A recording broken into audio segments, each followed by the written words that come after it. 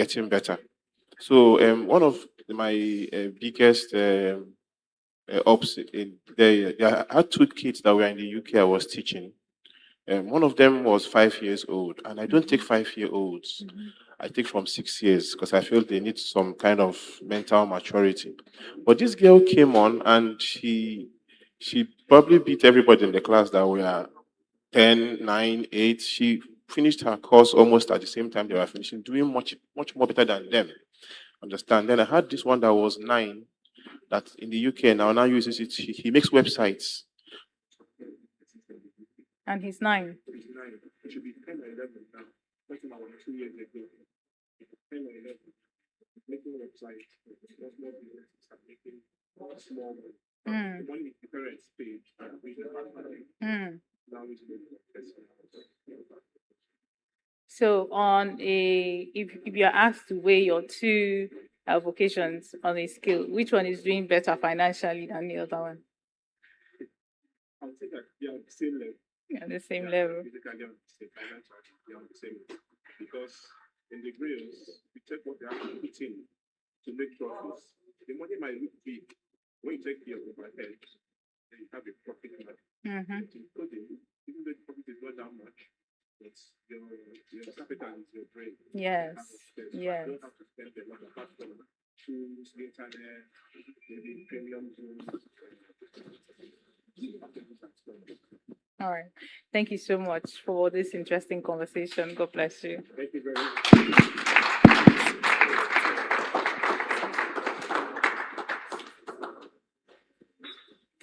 Hi. Hi.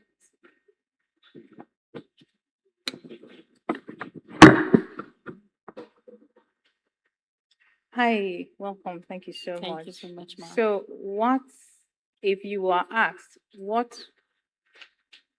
within this year? The year is still young, but what is the most surprising thing, something that shocked you this year that you experienced? The most surprising thing should be when I lost someone that I didn't think would go so fast, something like that. And it was like it came as a shock because he was just here with us like today, and then the next day they said, "Oh, this guy went somewhere and then had an accident and then he died." So that was the most shocking thing that happened to me this year. Yeah. Was he the closest person that you have ever lost? Not the closest person, but it was definitely shocking because I did not expect it. Like, and I used to talk to him. Like, yeah, we relate a lot, so it was kind of shocking. So, how were you able to handle the grief? How I was able to handle the grief? Well, I just told myself that it's probably God's decision because God knows why He allowed it to happen. Because if we're looking at it from a logical side, he's not supposed to die because he even survived the accident. I was in the hospital receiving treatment, but then the next day, and I was like, why did you just not kill him at the spot? Like, just let him die there. Why did you not bring him to the hospital? That it was a lot, Sha. I was questioning God, but at the same time, I had no say. God knows why it happened. God knows why. Do you think what people say that time heals all wounds? Do you believe in it, or you just find a way of coping with whatever it is you're going through? Do you think that time has a way of making things better? Honestly, I don't think time heals all wounds because just find a way to manage and get through it. But it's still there. You still remember it, the pain and everything. And I don't think it's something that time can heal. Yeah. You know what they say about grief and the stages of grief, anger, disbelief, that. Did you go through all those stages when you heard the news? Yes, I did. I at first when I heard about his death, I was like, "There's no way." Like this guy was literally just like with us here yesterday, and you're telling me that he's dead today. Like it was sort of disbelief, but from there I started accepting it. But I've not fully accepted it, but I'm just trying to. move on, and be strong. Absolutely. So finally, before we let you go, how has this experience changed you? It's really changed me in a lot of ways. First of all, I learned that live life before live your life to the fullest. Number one, because the guy had a lot of dreams, and I'm very sure he didn't get to accomplish it because he went at a very young age. And also, whatever you put your mind to do, don't be afraid because of what people will say or what will people think of me. This life is too short to start thinking of what people will say about you. And you. So yeah, that's the two things I learned from this. Well, our heart goes out to you. Yeah. Thank So you so sorry much, for your ma'am. loss. Thank you Thank you, so ma'am. much for your time. Thank you. God bless you.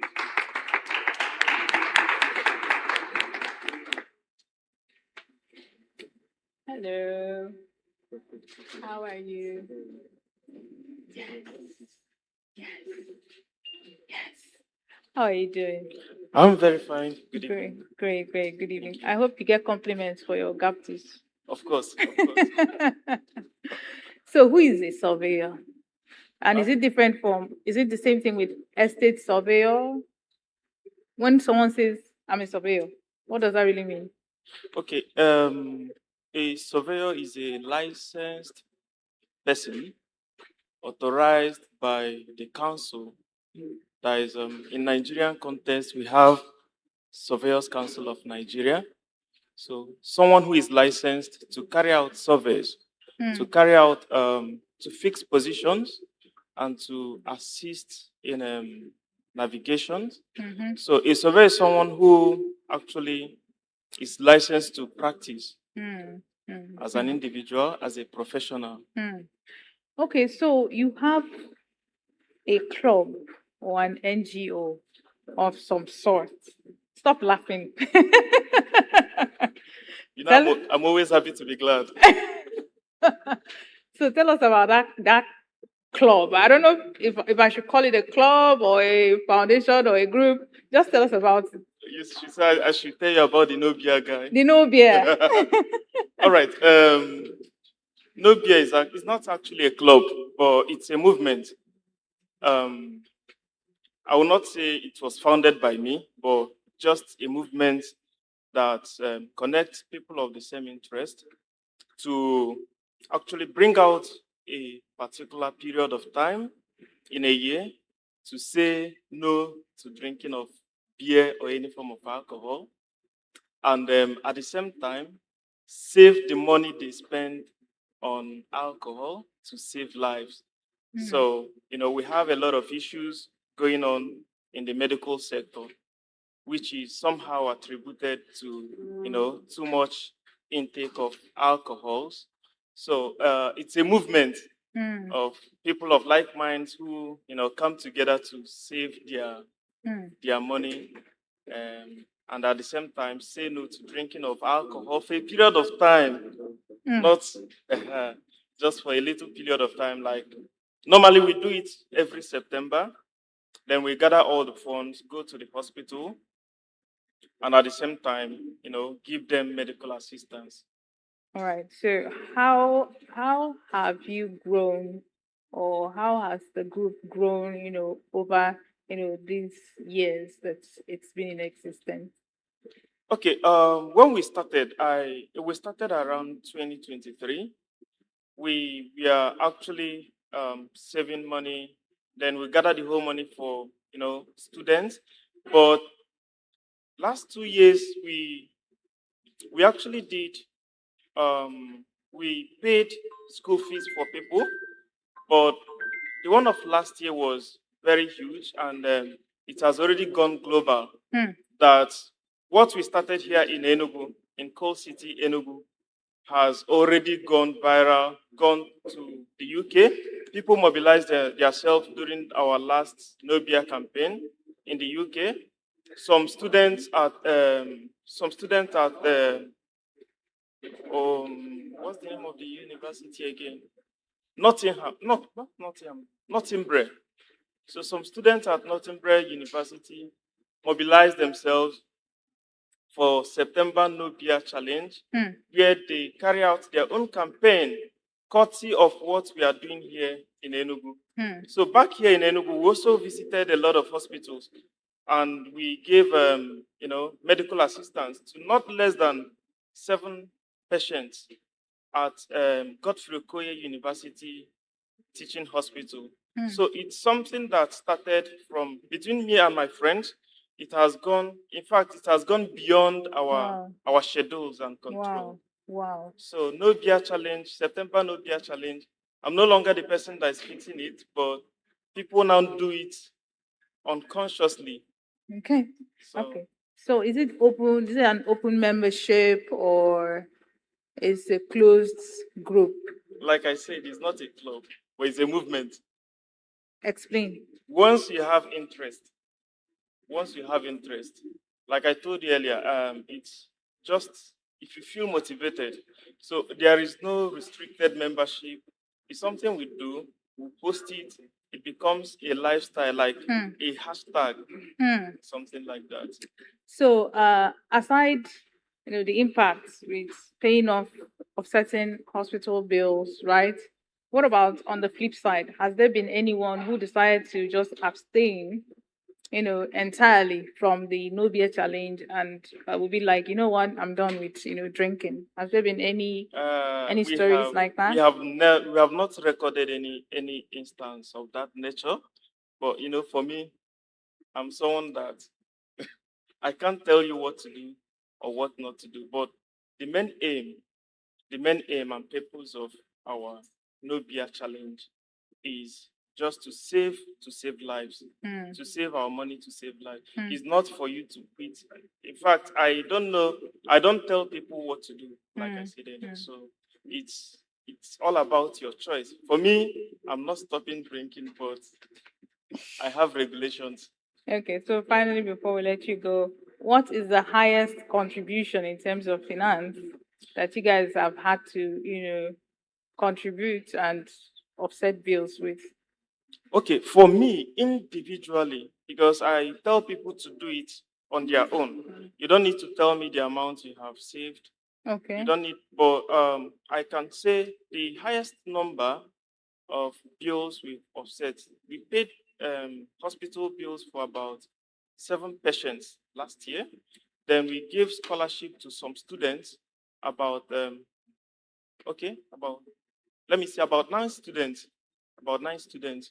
So from my own pocket, it's last year alone costed me over 1.8 million from my own personal pocket. So I don't know about others. So we have volunteers, and I'm not interested in what you contribute. So it's just something you do personally as an individual. Wow, that is, you are smiling through it, but it's really big, and I wish you all the best. All right, the world is going to hear your name. So thank you so much for your time. Thank you for thanking me. Always glad to, Hey, baby. You look so beautiful. How are you going to do it? That chair is for you. Oh, my baby girl. I see you and I'm so happy. I remember the first day I saw you as an intern lab scientist. No, as a student, actually. As a student. And An intern, actually. no, as a student. Yeah. I organized the leadership summit. Oh, yes. Yeah. Yes, so that was the first place I saw you. We even took a picture. And I look at you today, how God, how far God has brought you. God is So good. you are the senior pastor of the church, the Cornerstone Church. Yes, I am. So at what point did you decide that this is what you wanted to do, being Okay. a senior pastor of Of a the church. congregation? Yes. Okay, so it dates back 2014. Then I believe I was my final year in school. So one day I just noticed that I kept saying that after 10 years, I will step into what God wants me to do. And it's crazy because being a medical lab science student at the time, it's not a common thing to say. Ordinarily, I mean, get a job and get at it. But I just kept saying, after 10 years, I'll get into what God wants me to do. Then after school, I just continued with life, right? So, but I got married, got into a church. I was a lot me. I never knew it, right? Yeah. Then I became a pastor in the church. I had a senior pastor at the time. Yeah. So, but exactly 2024, my pastor passed on, and I had to, step into that shoe, and I became the lead pastor of the church. So, but because I was aggrieved, I kept praying. I was asking the Lord. Then, at some point of that time in my life, it came back. 10 years from now, I will step into what God wants me to do. Wow. And when I shook the moment I remember that. So I did the math, and it was exactly 10 years. I'm like, I called my husband. Can you imagine this? And it was so amazing. And the previous year or 2 years before, I was in a place, and the woman was preaching. And as I sat there, I was heavily pregnant with my twin, so about I think 8 months at the time. So as I sat there, I just heard in my ears, "That's what we're going to be doing." I said, "Well," but I just let it be. So, but then it just crystallized at the end of the day that this is the path the Lord has put me on, and I'm doing it cheerfully. Obviously. But at the time of your senior pastor's passing, when it became obvious that you had to step into, those very large shoes, Yeah. were there times that you second guessed yourself, or Absolutely, how did 100 you times. how did you walk Yes. yourself out of that? How did you encourage yourself out of that, feeling? I think it was God that helped me because it was so. I felt so. I don't know. I thought I was going to pull back, right? So, but He said to me, "You're accountable to me. You may be your boss, but I'm your boss. I'm your boss. It's not. I am. So you're accountable to me. So if you take a step back because of what happened to you, your loss, you're going to answer to me, right? He's with me, so you better come to me at the end of your own assignment." So, and that was what strengthened me. And he sent like I think two persons the same day to say the same things to me in different ways. I got the point. So I knew that it's no longer are you going to do it? Are you considering it's your life? It's your life assignment. So yeah. All right, so you're a wife, Yeah. you're a I'm a senior wife. pastor, you're a mother of twins. The third one just Yeah. just happened just a few years back. Yeah. How are you able to juggle this Oh and my still God. look this good? Can say that Tell us, again. girls. Tell us, girls. This is a mother of twins. Oh my God. Well, I just think that it has taught me is that it's just so beautiful being where God wants you to be and doing what God wants you to do. Because when people say, "How do you?" I say, "I don't know. I take it one day at a time. Every day that comes, I just face the day, because even at the moment, I don't stay with anybody in my house. So, but I just know that the Lord give me grace, right? I was having a conversation earlier. I said, if you do the one the Lord did not send you, you have. So I just believe that God somehow gave me grace for this, strengthens me, and just helps me get around all of that. Of course, it doesn't mean that I do everything perfectly, but just try to do what I do at the time as to the best of my ability. So every day at a time. Okay, so tell us, hobby. My hobby or my husband? Yes. How is he, because there's no way you tell your story without him taking a substantial chunk of the book that you're writing, that is your story. How has he been supportive? Oh, my husband. Patience. Okay. Tell us about it. Okay, well, if you check the time right now, I believe it's 10:31 p.m. And I have a husband with kids at home, so that's how supportive it can be. Yeah, so it's just amazing. Yeah, so it's very supportive. A person that will say, "I need to do this." So what's stopping you? Why don't you? Even though it's going to affect him somewhat, take some sacrifices from him. But I just believe, like I said, the Lord strategically, because he was how it was through him I got into the church. So I believe the Lord strategically prepared him to be my husband, knowing that we're going to juggle through all of this, and that he'll be the person that will give me the support that I need for this. So. You had a major event that was outside of church last Yeah, I year. did. Tell us about that. Okay, I had an event, Young and Daring event. So because I have a dream, or my desire is that we'll have young people who will love the Lord, and out of church, they are actually living their best life, and to the heights the Lord had proposed for them to get to, not mediocrity, these things that we do at this time. People manage me, I don't know so much. What's that? So I really want to have platforms that enable us train people that beyond church, you're not just in church, you're expected to be like Jesus, excellence. So that was the goal of that we're raising people, young people, who love the Lord dearly and know that they are representing Jesus everywhere they go. So you're not just your own person doing your own thing. And no. Anything you are doing, whatever field the Lord plants you are delivering excellence, because everything you are doing is in the name of the Lord. So that's the goal of that. And I believe that the Lord helped us pull that off. So finally, has there ever been a time where you were misjudged because you're a lady, you're young, you're a preacher? How was that? Tell us about it. Well, I think that because of how the Lord, my journey has been, I think it's more of an internal issue than an external problem. Wow. Yeah. So, it's me telling myself, girl, you're young. Girl, you're this, But the Lord started to show me things. How that many of the people you listen to now started out younger than you did. Yeah. So you don't have an excuse. So because I like to be honest with myself. If I succeed, that's what I told myself. I'm not too young. If I get there, being a woman, the Lord sends an assignment. Whether you're a woman, whether you're a man, you account for his assignment. So it's your problem if you're thinking the gender thing. So the Lord didn't let me get. No, I don't have that gender issue. But being young thing is what I started to battle with.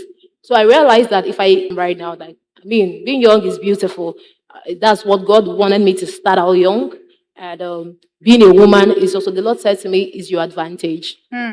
So that's how I see it. It's my advantage. Being young too is my advantage. I get to mix with the young people He will have me reach, and also be a blessing to the older persons He has sent to me. So, absolutely. Yeah. Pastor Chisom Ayogu, thank you so much for your time. Thank you, baby. How did you get home? Sit down. So a lot of people do not know that this is not the first Guinness World Records attempt in ENUGU. So take us through your experience, because I'm learning off of you. You did how many hours? Longest interview? 101 hours. 60 Almost. minutes and 5 seconds. How was that experience for you? Dr. Chiggy. Hey, I just called you Mom. Yes. You're making us proud. Thank you so much. Thank you. I know what you're doing. I've been through it. It's a near-death experience. And we should be checking your blood pressure by now. I'm probably giving you some towel with cold water to cool your temper. Absolutely. So it's terribly excruciating, but then the price to pay for greatness is one that is tough. And you know what they say, when the going gets tough, the tough gets going. Absolutely. Thank you. Absolutely.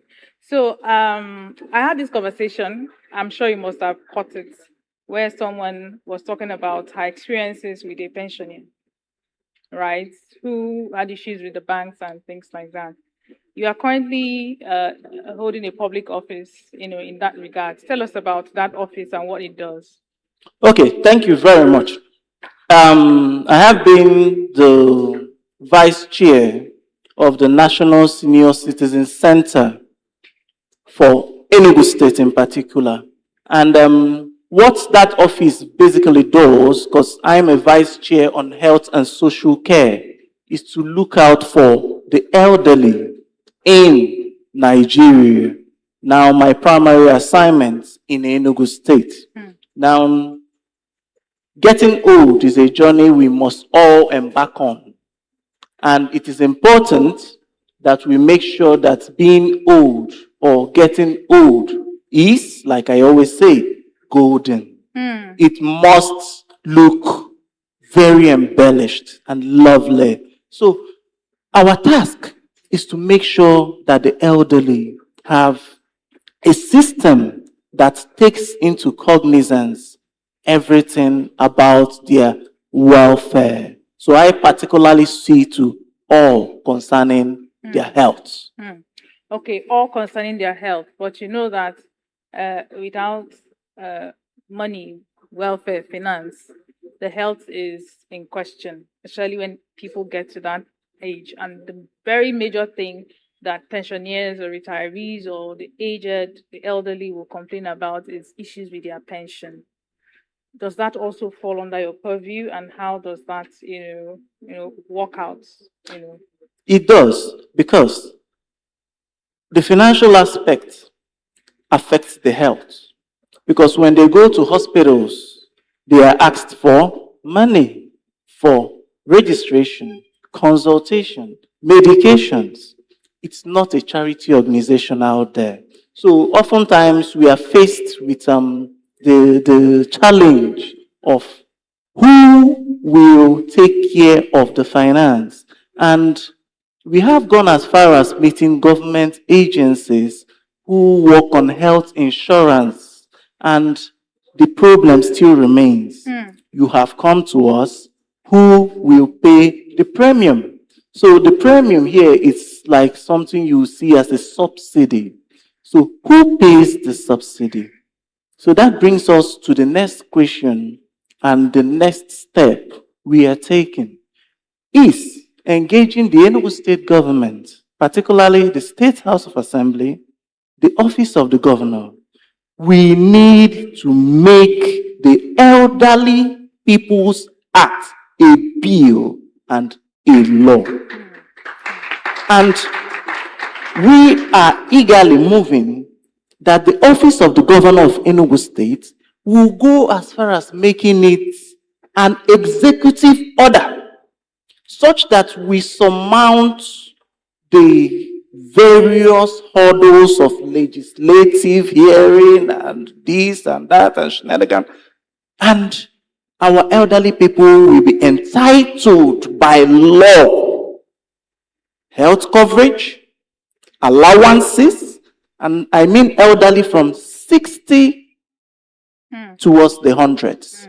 Now, if you hold back the pension, the money after retirement for an elderly person, now I will not use elderly, I will say senior citizen, you are entitled to what? A jail term. Bam. And then when we get you, we will be able to hold on to the jugular. You have broken the law. All right. That's so exhilarating, listening to you talk about this. And I'm one person, because I have elderly parents. I'm very, very passionate about this topic. Another issue that I want you to talk on is the issue of verification. Every now and then, government comes up with verification, and the process is nothing close to being seamless. Even for the young ones, it's difficult. How much more the elderly. You see them, even those in wheelchair, those who can hardly walk. The government insists they must come out, and do verification. I can even tell you, you do remember of the case that I told you, the children decided, please, we're not putting our dad through it. You people can eat the money. After all, how much is the money, right? So how is your organization addressing the issue of verification for pensioners so that it will be seamless, easy? Okay, thank you very much, Chiggy. The first thing we noticed is the torturing nature of this rigorous process. What even pained us the more is that in some local governments, we have seen pensioners standing under the sun, sitting on paves along the road, not even the courtesy of providing canopies, shelters, chairs. That is elderly abuse. Now, the rigorous process is another elderly abuse. So when we took over, because we just started our activities for the state chapter May of this year, And we swung into action at these various miniature areas, only for us to realize that to make meaningful achievement in this struggle, we must enact a law. So we dropped fighting for pension, we dropped fighting for health, we dropped basically everything, and we started pursuing a bill that will become a law that we can hold someone to ransom with. By the juggler. Exactly. Onyike. So, in the Western world, there are usually elderly persons' home, where they can be taken care of by, taken care of in terms of their health, medical care, especially those of them that, go into dementia or Alzheimer's. But we don't have that, you know, in Nigeria, that I'm sure of. Do you think it's something necessary that government should look into? In fact, you just said it all. Necessary is a huge understatement now. It should be in every ward of the country. Nigeria has 774 local governments. Need us divide that. So, if we can be able to get the local government system supported by their various state governments to have these things as laws, we will be able to make the world have a social care center each that will cater for those within that area. And by the time we disburse these very responsibilities, it becomes easy to carry. And in less than a year or two, there will be a social care home in every place. Wow. So can we put our hands together for Dr. Chima Chidubemo? Thank you very much. Thank you so much, sir. Thank you. God bless you, sir. Thank you. Hello, hello, hello, hello, hello, hello, hello, hello, hello, my baby girl. Please sit down. Yes, yes. Please sit down. Gloria. Hello. Thank you so much for, coming to the show. Nice to be here. Thank you. So, what's your take on skills acquisition? How important is skills acquisition, for not just the young ones, but for everybody, regardless of education or qualification? Oh, thank you so much. So, skill acquisition is a need for survival. Why I say it's a need for survival, everything rests and fall on the value you bring. So, skill acquisition is what I would recommend every individual to have to be able to add value to wherever you find yourself and to your society, because everything you look around, even the chair we're sitting currently, is created by someone.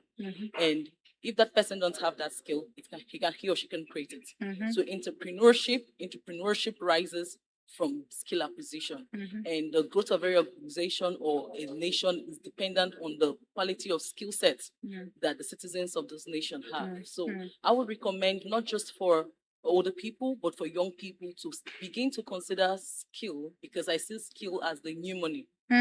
Yeah, because you can be stranded when you have skill and nobody can take it away from you. You always be resourceful wherever you find yourself and you'll be able to add value. So that's what I think about skill acquisition. Great, great, great. So I see you wearing the Amadio Business Summit. I, for one, have been blessed, associating with the Amadio Business Summit. So tell us the idea behind that business summit. Oh, thank you so much. So we will look around at statistics globally. Over 90% of businesses across the world is made up of SMEs. And over 50% of these SMEs do not survive the first 5 years of the existence as a result of poor structure, poor organizational structure, limited access to funding, and inadequate or weak service delivery. So we begin to think on how can we close up this gap. Also, there is a very huge gap between people who has created legacy, great men and women we could call icon in the business world. With there's this gap between them and the younger generation. So many younger generation or younger people may not have the opportunity to meet them in their lifetime. So we begin to think about how do we create a platform to close this gap. In addition to the various mindsets as a result of global change coming from COVID-19, complacency that has happened, the Japa syndrome, and all of that within our environment. And we're like, okay, how do we close these gaps? So that gave birth to the Amadou Business Summit. So it's a platform, a transformational platform that we have created to close this gap because we realize that no business leader can outgrow his knowledge base. So the essence of Amadou Business Summit is to create this platform for transformation, innovation, networking, connecting, and help people and innovate in the service delivery. Talk about even things that has to do with policies and dialogue that could strengthen the business ecosystem. And so that's the purpose. In addition to also celebrating icons who has done notably well in our nation for young people to see, people to emulate, because a lot of things are happening. There's a global trend, like you see a lot of young people going into betting. So for them to see, and the reason is because when you don't know your history, you may not really know where you're going. So you can't measure yourself when you don't know where you're coming from, where you currently are, and so to determine where you're going. So when the city's role models who have made it even in the midst of all the crisis, in the midst of all the social economical stampede, what we call stampede, and we are still able to rise, to make them believe they can do it. So that's the whole vision about the Amadou Business Summit. So it has evolved to becoming a global platform. So it started local, but right now it's a global platform. Yeah. So I hear yeah. you. So I hear you. Okay, so tell us about the Amadou Hall of Famers. Because I know that there are several components to the ABS, to the Amadou Business Summit. yeah. But tell us the purpose or the vision behind the Amadou Hall of Famers. Okay, thank you. Yeah, thank you so much. So now, the Amadou Hall of Famers, the vision was bettered from celebrating our hero past. Like our, not hero past really, but so they are existing, so they are not past. They are not like past. yeah, they are not past. But recognizing there are people who has been resilient. We tend to, or the way it's said that bad news go viral than good news. So people may not recognize the discipline this people has put into their area of niche and have been able to thrive. Some of them competed with global brand and they stay true. So the Amadou Hall of Famer, the beautiful thing about Amadou Hall of Famer is not something people buy. For each Amadou Hall of Famer after evaluation, Amadou Business Summit give them $500. We started with $100 free. So they don't buy, they don't stake.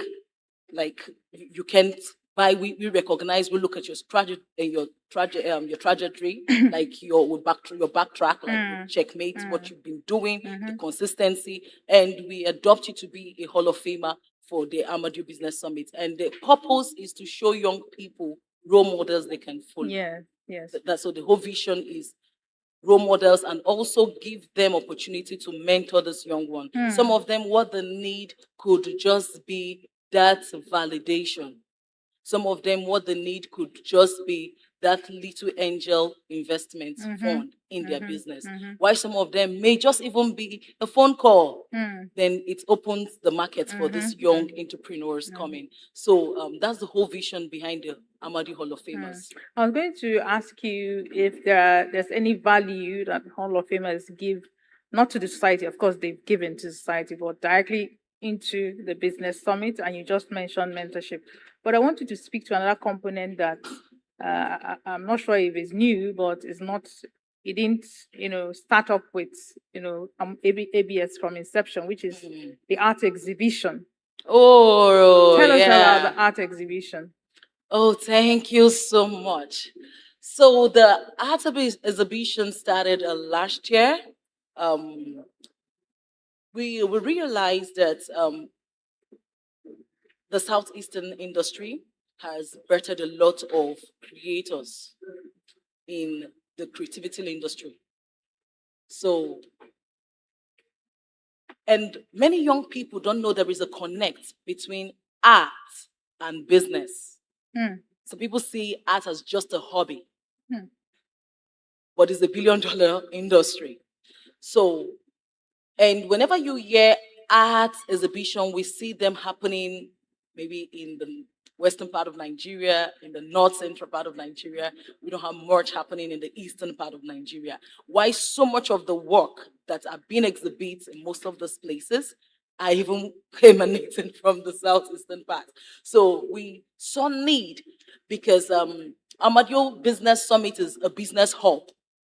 It's a hub where various businesses could come and have an opportunity to speak to the global community. Mhm. So, like we have the first day, we now dedicated the first day to the Amadio Art Exhibition Day, like the Amadio, the Art Day, the Art and Business. We have the second day, which is the business process improvement, business dialogue, everything that has to do with business growth. We have the third day, which is Amadio Skills Day. We have the fourth day, which is the real estate industry and the fintech day. And we have the fifth day of the Amadio Business Summit dedicated to the Amadio SME industry, Amadio SME Day. So for the small and medium scale. So the vision of the art, like you said, it's for people to come and appreciate art and business and what is predominant, what we will see in the southeast and the creativity that is emanating from the southern region All right. of Nigeria. All right. So quickly, what are we expected to see come ABS, 5.0? Am I correct this year? Absolutely. 5.0. So Yes. what are we expecting to see? Oh my God. Mind blowing. Okay. Because this time around, ABS is that event that has over 10,000 participants on a Okay. normal. So we obviously know that it's going to scale beyond borders like it has always. It also has the exhibitions happening outside, which we're going to see more of the various exhibitions, both from the SME industry and the real estate fair, coming coming together. So there'll be a lot of exhibitions, a lot of networking for businesses. Then we're also going to we've always have phenomenal speakers. We've always have seasoned speakers. And apart from that, ABS do not end without our Hall of Famers. Apart from the Hall of Famers, there are also the angel investors, people who win business grants, because part of the impact is also to impact young entrepreneurs, also the Catch Them Young. So there's a whole lot that's going to be happening, obviously. So if you're in the art industry, you don't want to miss the festival happening. The festival of the art fair is going to start a week to the summit week, which is happening from the 5th of October to the 9th of October 2026 at the Amadou Event Center, always at the Amadou Event Center in ENUGU. So on the second day, you're going to be seeing a lot of, you want to learn some classified high-level business conversations that you have to pay. We're bringing all of this thing free, absolutely free. People will help you structure your business, put systems. You want to learn exportation. Just think about the right network you need to thrive, both in Nigeria and outside and beyond. So you're going to have that day. The skill industry, you're in the skill industry, you want to collaborate. So we have thought out something that is, we're doing a 360-degree when we talk about skill. So we're not just providing skill. We understand when you have the skill, you want to find a place to use the skill. So that's having a job.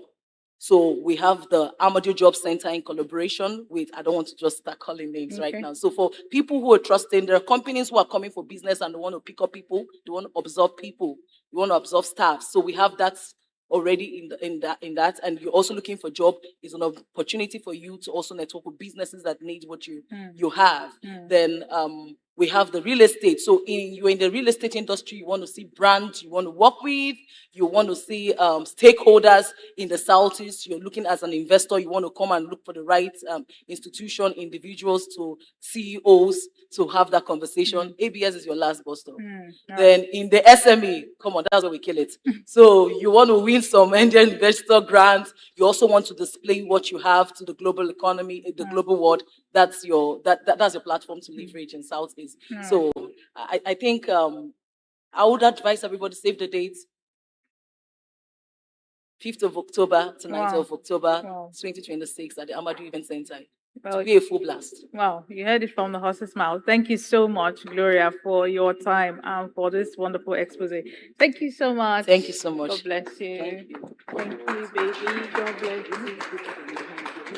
you.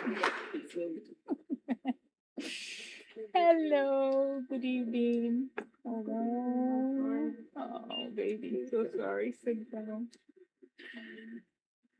So tell me, I've been curious about your username on Instagram. You've been curious.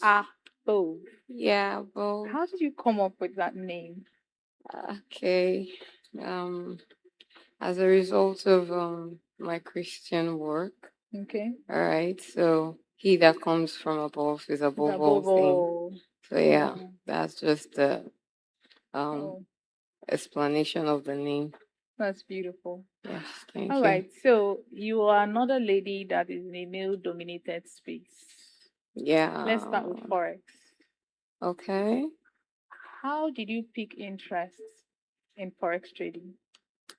It all started as me looking out for something I want to do that is that's gonna be giving me money. All right. That's where it all started. Being independent. So to genuinely talk about this, when I was in there, I was literally actually the only female in the midst of, I mean, like 5, 6 boys that are learning. All right, they try convincing me, why not go try sell all the clothes your normal women sell? We are gonna buy it. I was like, I really don't know what those colors are, but I'm interested. Mm-hmm.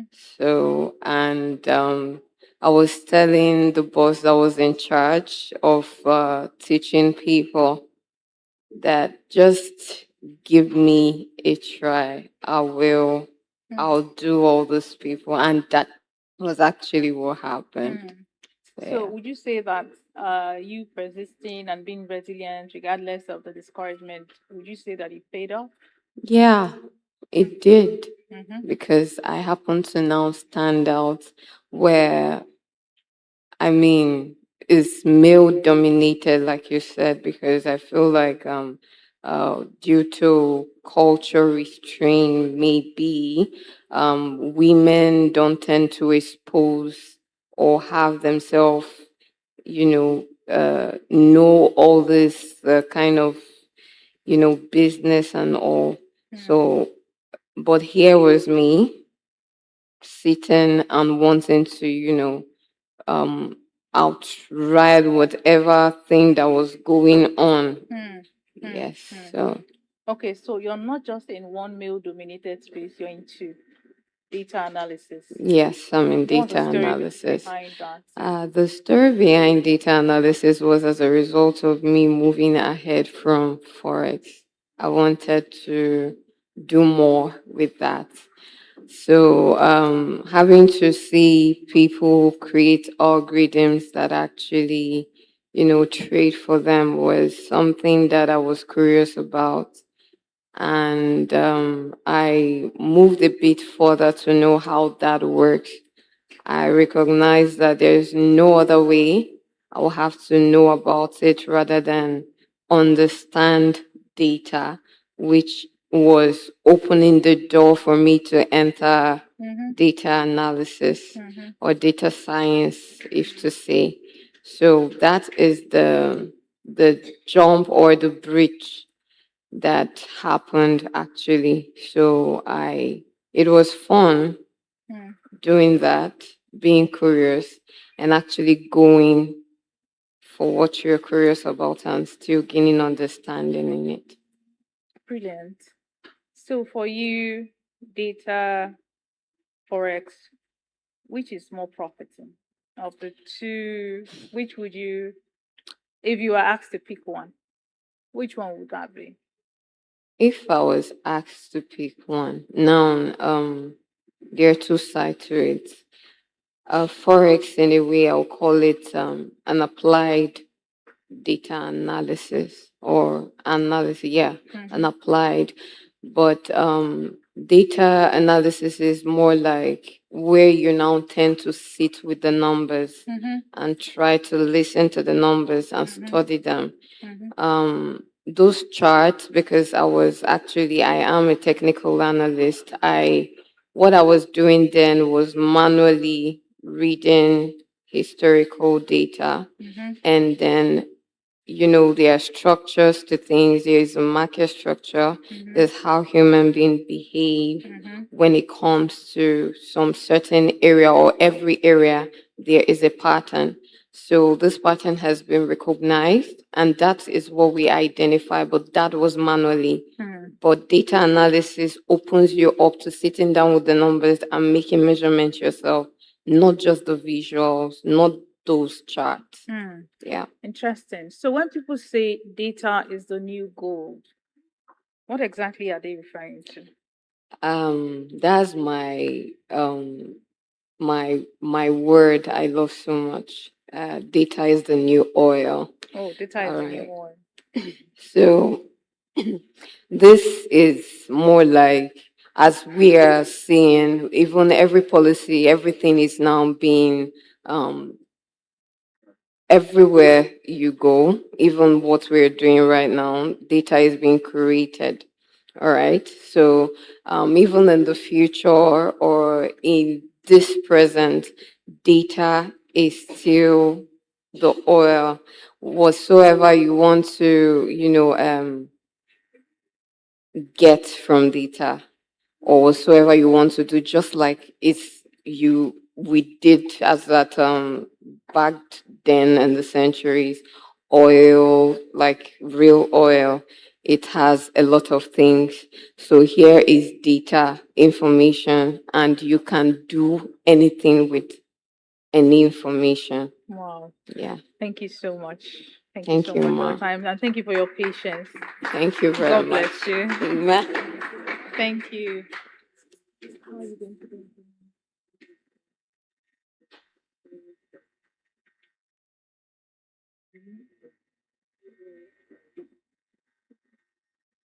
You safe?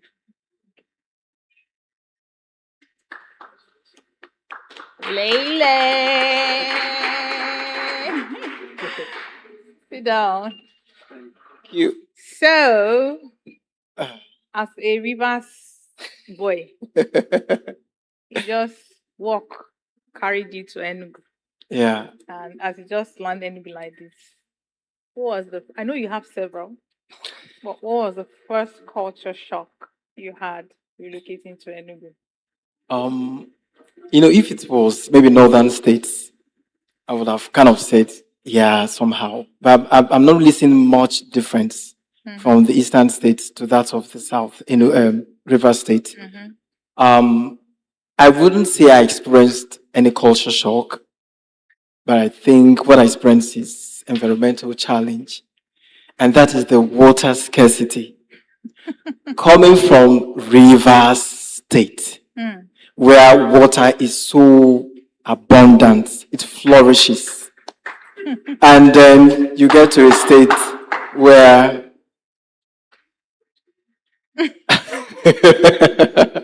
I'm not trying to demarket Enugu to the world, but in Enugu, December, even the well as well as well. When they say it is well, this one is not in Enugu. You can't say it is well in Enugu. There's no water in the well, especially during the dry season, December, January. That's a huge shock for me. Yeah, and I later got to learn that Enugu means hill, like a mountain or something. So I'm like, oh, no wonder. I'll ask before I come. So tell us about the food. What food did you pick interest in, and what food repelled you? Just take us through that. Yeah. You're not always around like that. For those that are around, once you mention food, one thing comes to mind. Opa. Oh my God. The first day I tasted opa, it's It's simple, right? But very tasty. I don't know for others, but okpa is that food that is filling, very, very tasty. And I don't know about other states. I heard that in the eastern states we have different Anambra, Okpa, Ebonyi, and the rest. But I don't want to believe any of these states can prepare okpa like Enugu State. It's very tasty. Okay, so the way you are liking Okpa now, are we seeing an Enugu girl in the horizon? Coming Mrs. Lele. I would have mentioned him now, but let me not bring anyone. The person does not like okpa. I don't know how we're going to do it. Okay. So, who was Lele before he became a journalist? Funnily enough, I wanted to be a medical doctor. Don't we all? At some point, I loved the whole, how they had lab coats. They're always serious, wearing glasses. The only thing I don't like about them is that you barely see their handwriting, but everything is almost always perfect. But to stand blood, that's another thing, like a major challenge for me, to see people going through one stuff or the other, taking care of them and making sure that you're not crying while attending to them. So, and maths, physics, I hated those subjects. So that made me I had to ask myself, what can I comfortably sit for exam wise and I wouldn't have to rely or depend on anyone?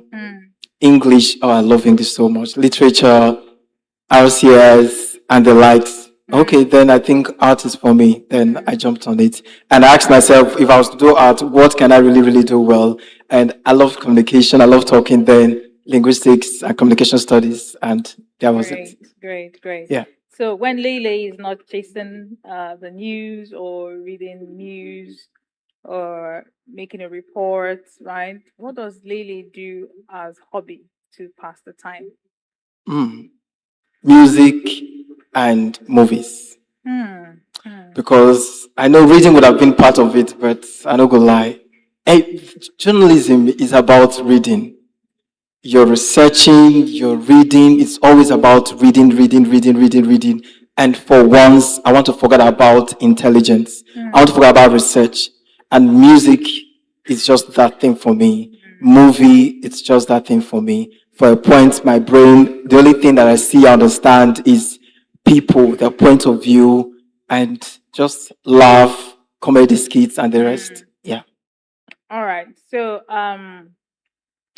I saw some of your old pictures, and you were wearing braids. Tell us about that phase of your life. Oh, one of my exciting phases so far.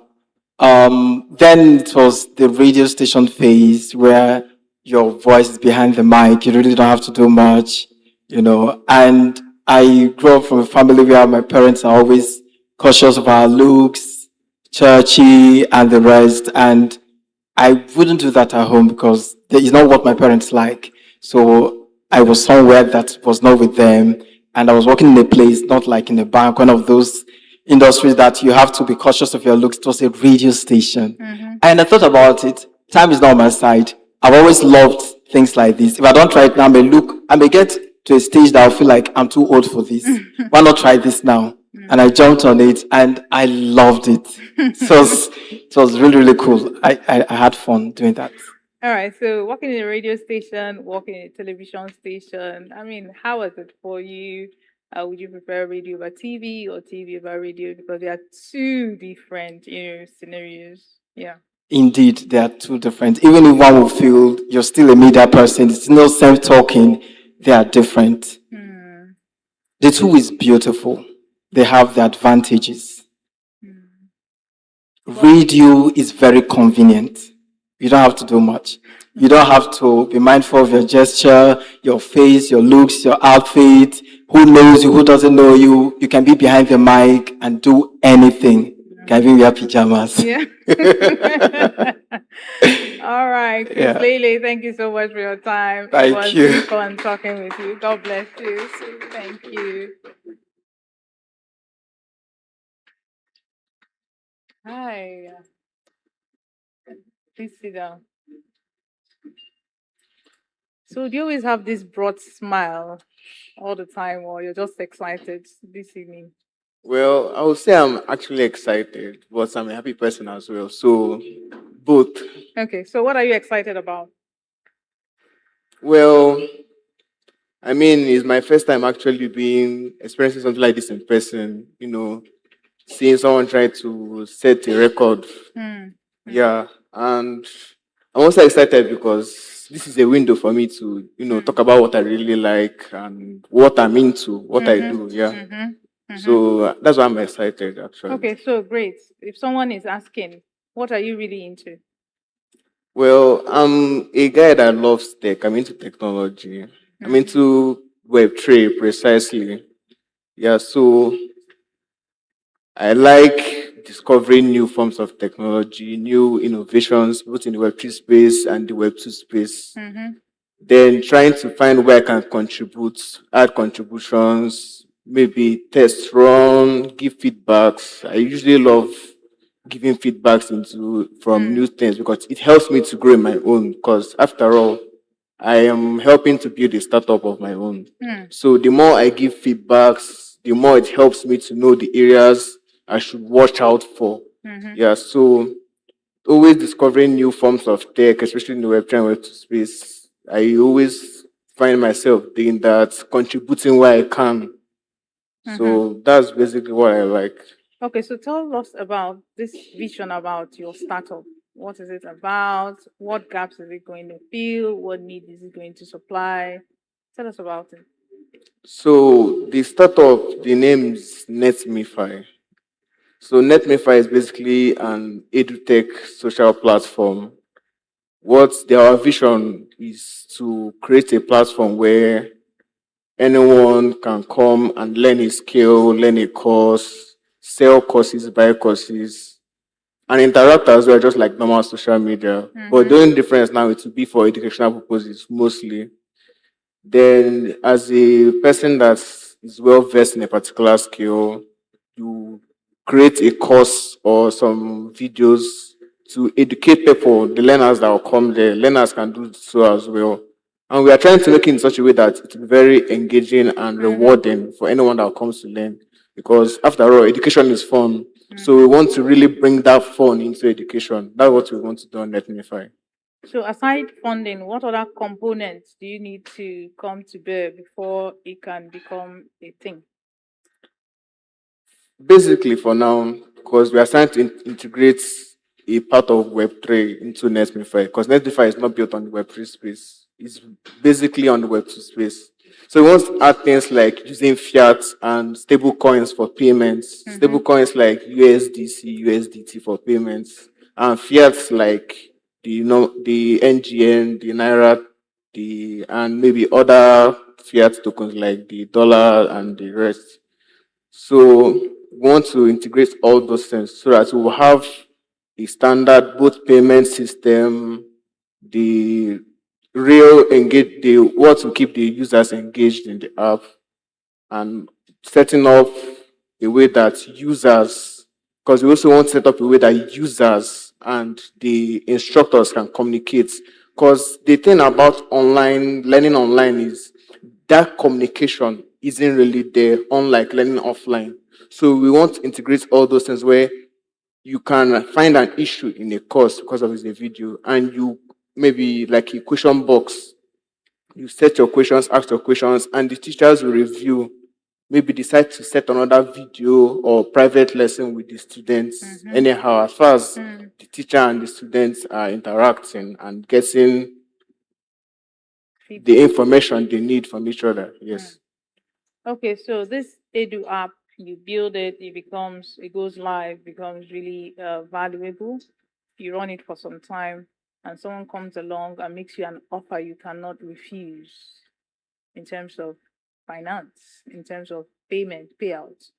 Would you sell?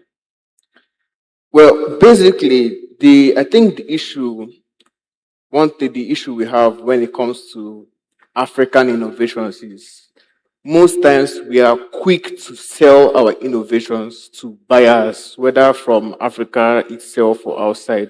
So I don't think we are going to ever want to sell out our innovation, no matter the amount, because I want it to we want it to be something that no matter if it still goes far in the future and people try to trace back the origin, they'll be like, oh, it's from Africa. We don't want any shares to come, any outside company or whatever to come and try and buy off our innovation or take large shares and we now literally become slaves despite us being the originators of the innovation. So I would say no. Okay, so when do we envisage this platform? When should we envisage it going live? We plan to go live before this year runs out because we are still in the building phase at the moment. So basically, the rest of the team, most of us are in the building phase. Then others, we are trying to set up some other things, both personal and app related. Like myself, I'm not only focused on building on NetMify. I'm also trying to focus on the other things I do on the Web3 space as well. So, but we envision that before this year ends, NetMify should go live. And we wish you all the best. Thank you so much for your time. Thank you for having me.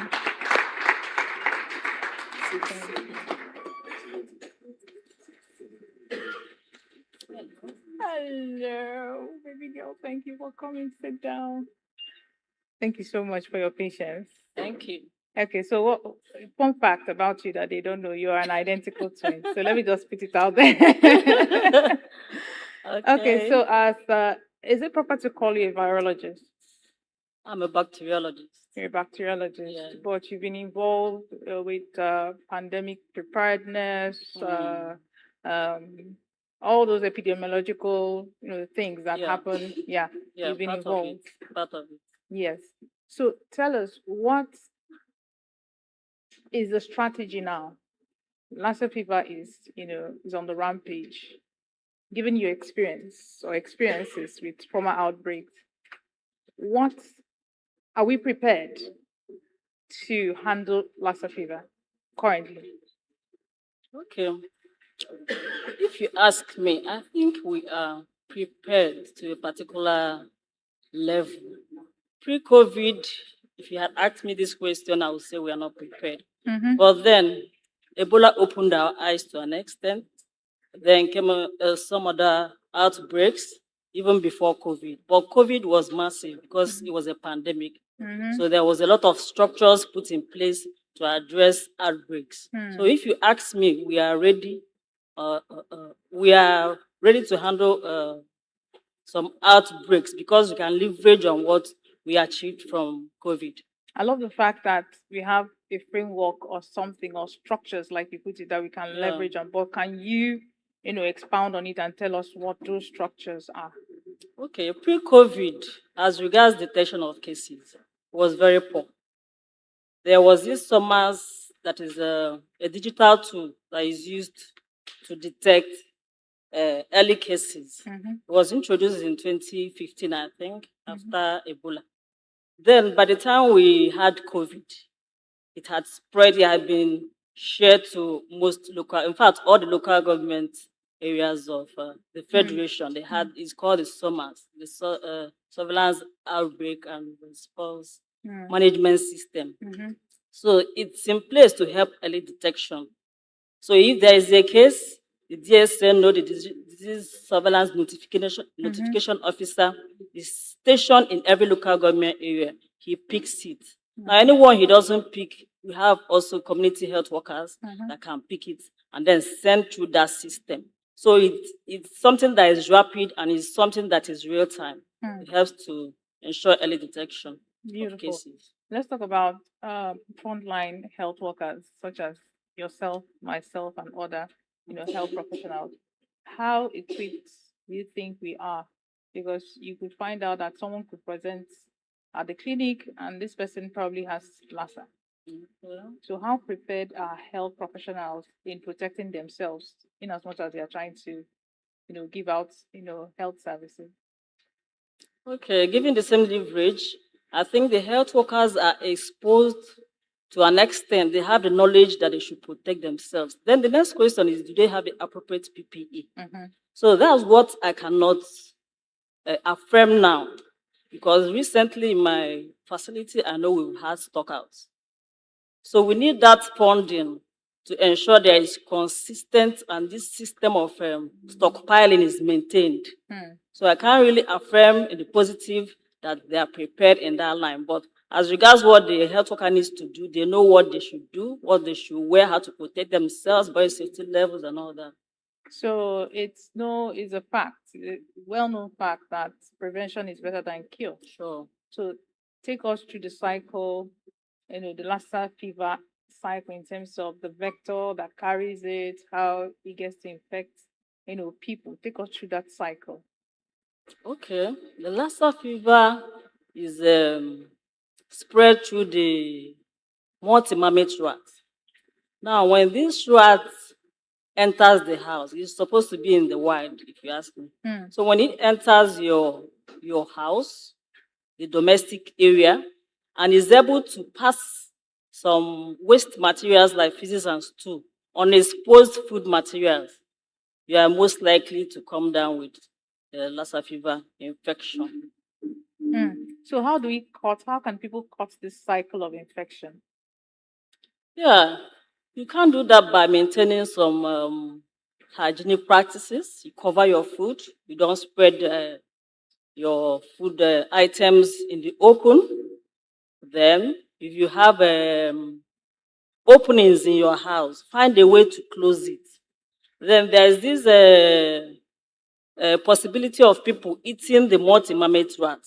So it should be discouraged. Yes, there have been some people in the rural areas. I think I've heard that in Ebonyi State, where they catch it as a wildlife, bushmeat. That's the word. So we need to discourage that. Okay, so finally, what are some of the signs?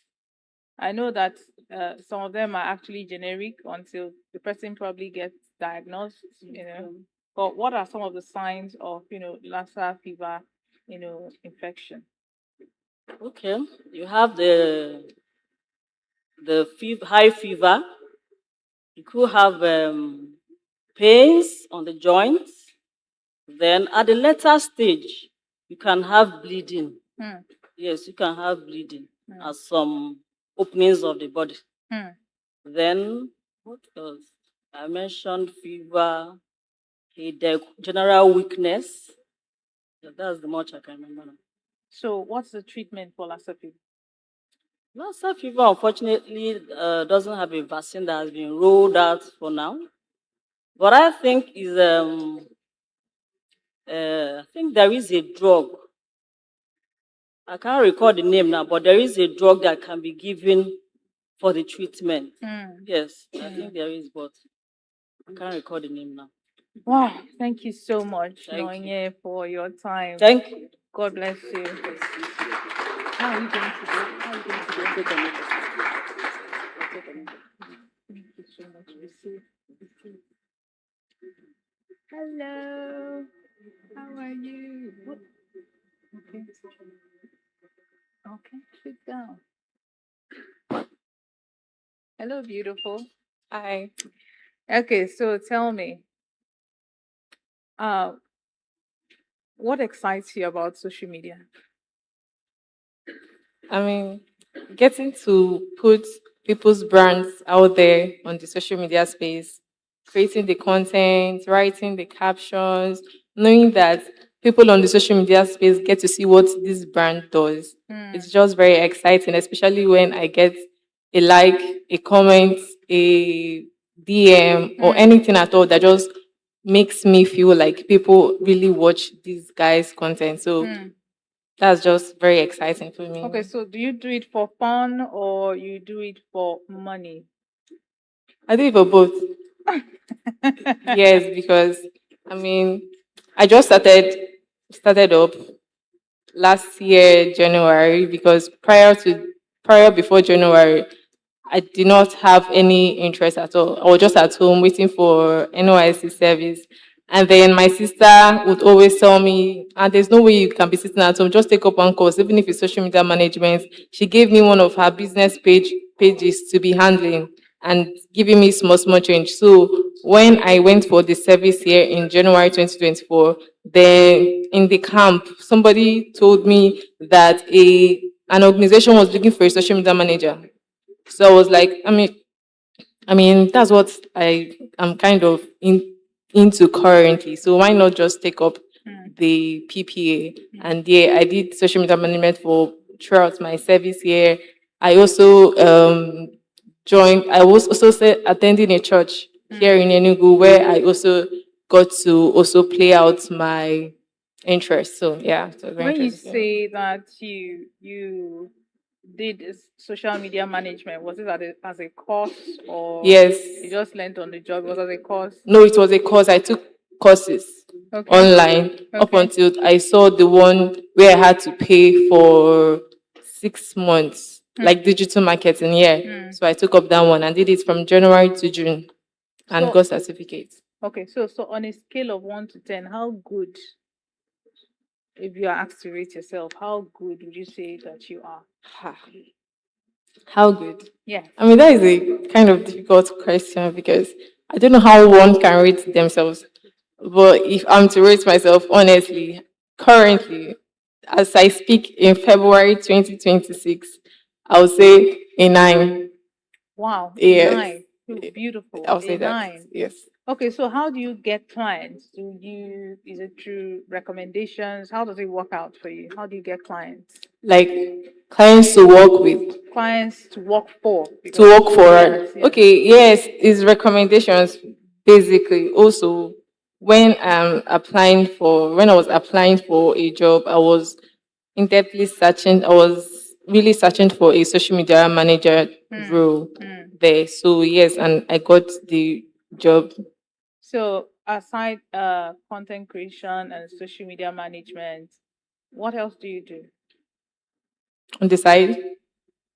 On the side Or not? what else do I Yes, do? or are you strictly I mean, social into media. social media? It No other comes. thing. It comes with video editing, some graphics design. Even though I don't go there, but yeah, it comes with that. Sometimes also video editing. Yeah, I do videography and video editing too. So yes. So tell me about your male colleagues. I mean, what's the relationship with your male colleagues? My male colleagues. Male colleagues, because content creation, video editing, they are basically male dominated. So what's your relationship with your male colleagues? I mean, I get a lot of ideas from them. We talk a lot about how to put this in. We watch a lot of videos and see how these people did this particular editing. We criticize, we say, oh, they are good. We need to learn this. We need to get this. So it's just basically we share ideas a lot. So the relationship is really good. I'm really enjoying the relationship. Yeah. Okay, so I guess you're on Facebook, you're on Instagram at least. Me personally. Yes, you. Yes, you. Yeah, I'm out there. You're out sometimes. there. Okay. So how were you able to get monetized? Can you walk us No, through it? me, my personal page. No, I'm not. I don't.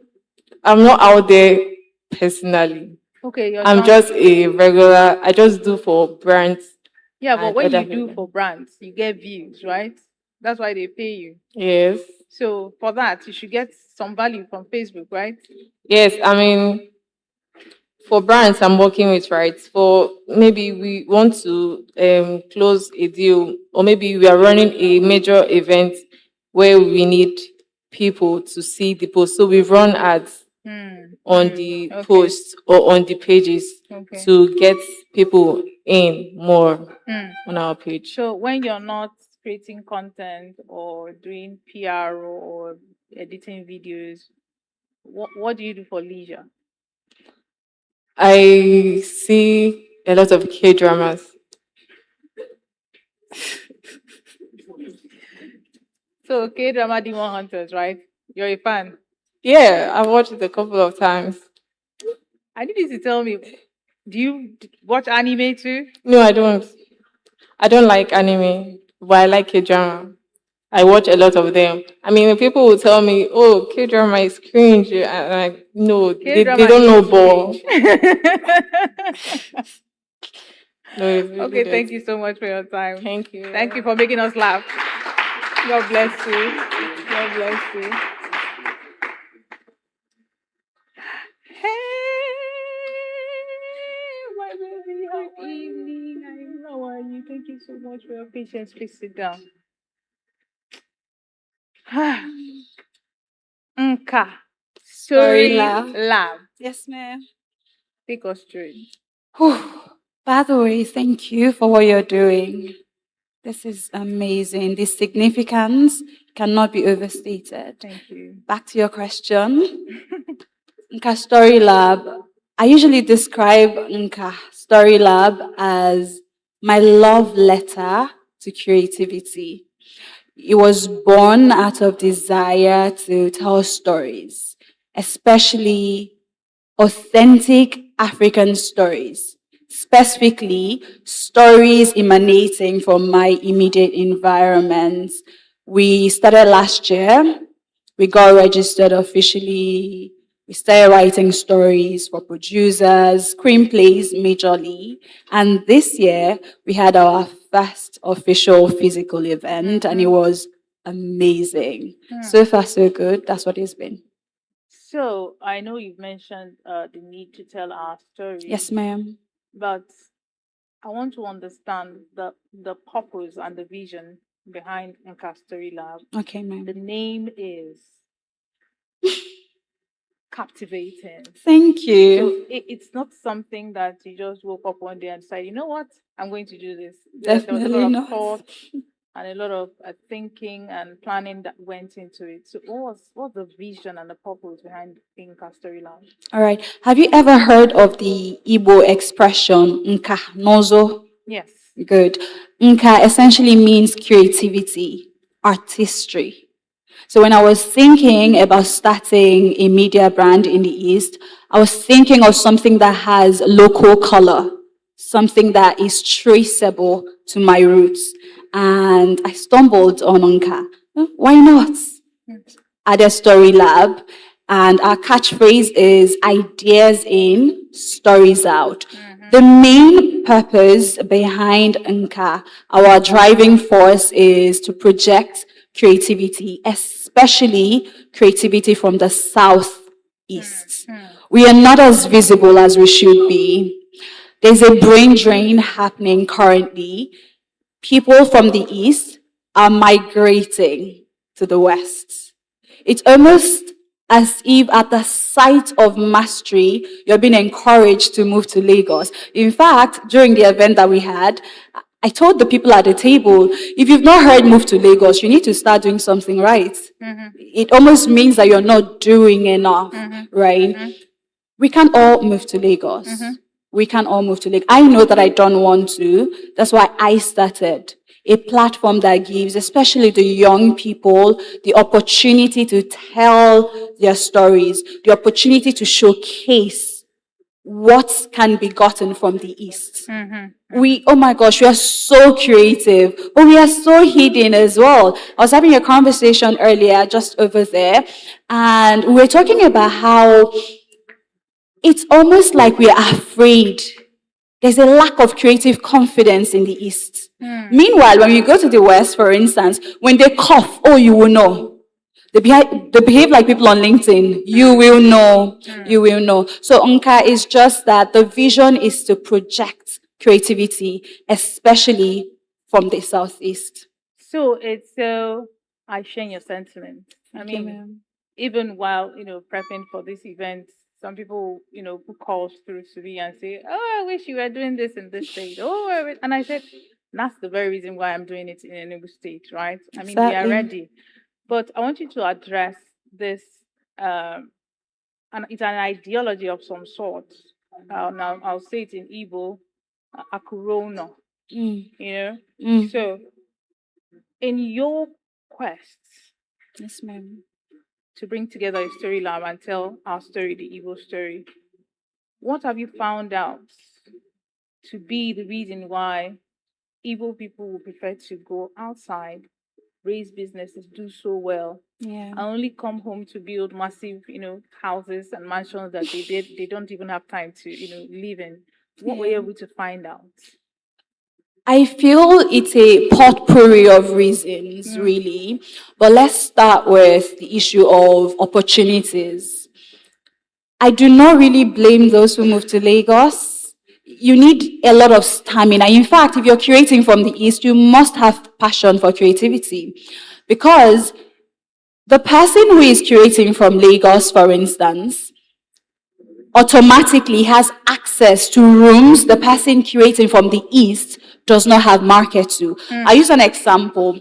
At the table that we hosted earlier in the year, someone gave a very, what's the word now? A very apt example. She spoke about how a brand like Fenty, for instance, would more likely dip into the pool of the Lagos market for creatives to collaborate with before they even look at the Eastern curators.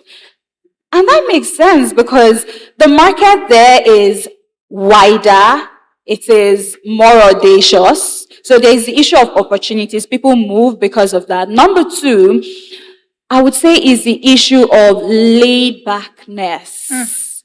Yes, there's a somnolence in the East, a sleepiness. I see the get that knowledge, understand. We need to wake up. Now, you may be really active, agile, you're curating, you're out there. If the person next to you is not as agile, the market will not thrive. You need an ecosystem. And that is why we started Nka Creative Table, by the way, because we are trying to solve the problem of creative coherence. There needs to be a thriving ecosystem in the East to make sure that creatives would look at the environment they are creating in and have hope. People go to Lagos to have hope. At least one day you go blow, right? It's almost like when you're in the East, chances of quote unquote blowing, I don't know if you are transformers, is very low. So I find that visibility, people go there for visibility, for collaboration opportunities. What else? Just to be known, it's also a market that is closer to New York, if you want to move out of the country, basically. Okay, so I'm sure you must have found out a couple of things, Yes, in ma'am. the course of your research and putting the lab together. And I want to ask another question. Opportunities are made by people most of the time. Yes, ma'am. How can we begin to make those opportunities for ourselves here in the East? I mean, we are ready, we are right. We have the intelligence, we have the people, we have the environment, we have the infrastructure. How can we begin to create those opportunities for ourselves? We are already doing that. With what you're currently doing, yes, we are in the middle of doing that. What I did in January with Nka Creative Table is, I call it stepping away from the problem and being part of the solution. I kept complaining late last year, oh my gosh, I think I should move to Lagos, I should move to Lagos. Nothing is happening in the East, everybody is sleeping and all. And there was a strong impression in my heart, I believe it was the Holy Spirit saying, so you're waiting for somebody to build a table and invite you. You're waiting for somebody else to build what you should be a part of. The foundation, and that was where we started. I promise you, I did not know I could pull it off. It was a wild dream in my head, but we did. We had over 6 sponsors. Yes, we hosted 15 creatives in ENUGU. We pampered them, fed them properly, gave them souvenirs, had vital conversations, and then we are currently in the middle of discussing the way forward. How do we build a thriving community of creatives that will ensure that the next generation of creatives coming up will not have to crawl because we're already crawling. We should start running. So when they come after us, they would at least start flying. Yes, that's where we are. Beautiful. One thing I know about, Africans, it's not just about Nigeria or Southeast, is the fact that we just build in silos. Oh, yeah. Yeah, nobody wants to collaborate. I also work in a development space. When you reach out to organizations, they're like, oh, we're not open, we're not cut out for and I'm like, that is why you remain small, right? Even with Facebook. Yeah. Yeah. All these guys, Apple, they all come together, bring their personalities together, and build something beautiful. So my question is, are you looking at collaborations? Because we just had a conversation with the director for Center for Memories, and you guys have a lot of things in common. So are you looking at collaborations going forward, and what does it look like for you? I like that you asked the question. Thank you so much because currently we are expanding. We are thinking of bringing in a co-founder. We are looking at investors because the dream is gigantic. It's Yeah. not a one-man dream. I can't carry it alone. I'm going to Okay. collapse. Yeah. Right? And hosting the table, Nka Creative Table, also showed me in practical terms what collaboration looks like, what it's capable of birthing. And because I've had a taste of it, I am looking forward to collaborating more. And I agree with you on the subject of people around here not being as open to collaborating. I know when we're looking for a venue, we reached out to a few people. You could tell the reluctance. What am I benefiting from this? What am I benefiting from this? You almost have to start teaching them as if you're teaching a kindergarten pupil what collaboration can give to them. They don't believe in visibility. You're saying we'll collaborate out there, we'll give. They don't. If you're not talking money, I think most people men don't really care. But we know that visibility also brings money. Yeah. We need to start thinking beyond ourselves. You know, another problem we have in the Southeast is that we like being the face of things. You know, Madoka and Co. Yes. We like being the face of things, right? And that is good sometimes, but in other cases, you need to bring people to carry the dream. With what you're doing here, you couldn't have pulled it off on your own. It's the power of collaboration. So yes, I'm open for collaboration of any sort as long as it pushes the vision forward. All right. So finally, what were the challenges like, and how were you able to surmount them? Loads and loads and loads of challenges. Number one, it was uncharted waters for me. Haven't done that before. I mean, we started last year. That was our first physical event. And we had the issue of how do we bring people, knowing that people in the Southeast sometimes can be a bit snobbish. Yes. How do you reach out to a curator that believes they've arrived and invite them to a table when you're not yet a known brand? That was the first problem.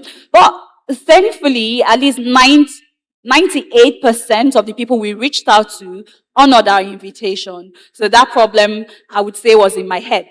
You see, a lot of times we need to step out of our heads. Sure. Right? That Sure. problem was imaginary. Number two problem we had was the issue of funding. Because the plan was to pamper creatives. If you're going to say to creatives, we need to build the Southeast, you need to first of all make them feel important. You need to firstly make them feel like it is worth curating from this region, right? This region. And that was what we wanted to do, to just bring them around, feed them. It was so beautiful. We made name cards. So you're coming, you're feeling important. We gave them access cards. We, at the end of the day, gave them souvenirs. We wrote them a thank you card, personalized, right? So we had the issue of funding, but thankfully it was surmounted at the end of the day. But that was a very serious issue. We also had the issue of manpower. It's difficult to get people who understand excellence. And I tell people excellence is not necessarily doing the grand things. It is picking the details that the average person would normally miss. And it was difficult. I had a picture in my head, bringing it to life. I had to talk and talk. Oh, Emenia like this, Maya like this. You know, it was a lot, but I thank God we did it. But eventually. everything turned out Yes, beautifully ma'am. well. Thank you so much, Thank you so Odinaka. much. God bless. God bless you. The world is yet to see what Nka Story Lab will do. The Lord will multiply it and take you places in Jesus' name. All right. Hello, hello, hello, hello. How are you? Yeah. 1 minute. Please sit down. Please sit down. Sam. Sam. Sam. Mary Hart. 1 minute, darling.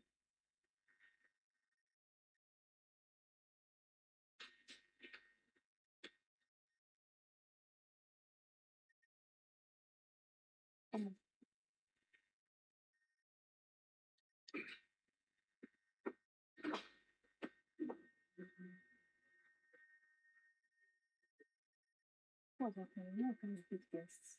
Yes. So why is she? Okay. So she was here before that issue happened. So Okay. that footage doesn't count. Okay. Okay. Right? Okay. Okay. So she didn't come back. No. She didn't come back to Are you sure you're safe? Are you sure you're safe? She said her interview happened before 1:00. And we started again at 2. Okay. Right? Okay. Can I go ahead? Please. Please. You're already trembling.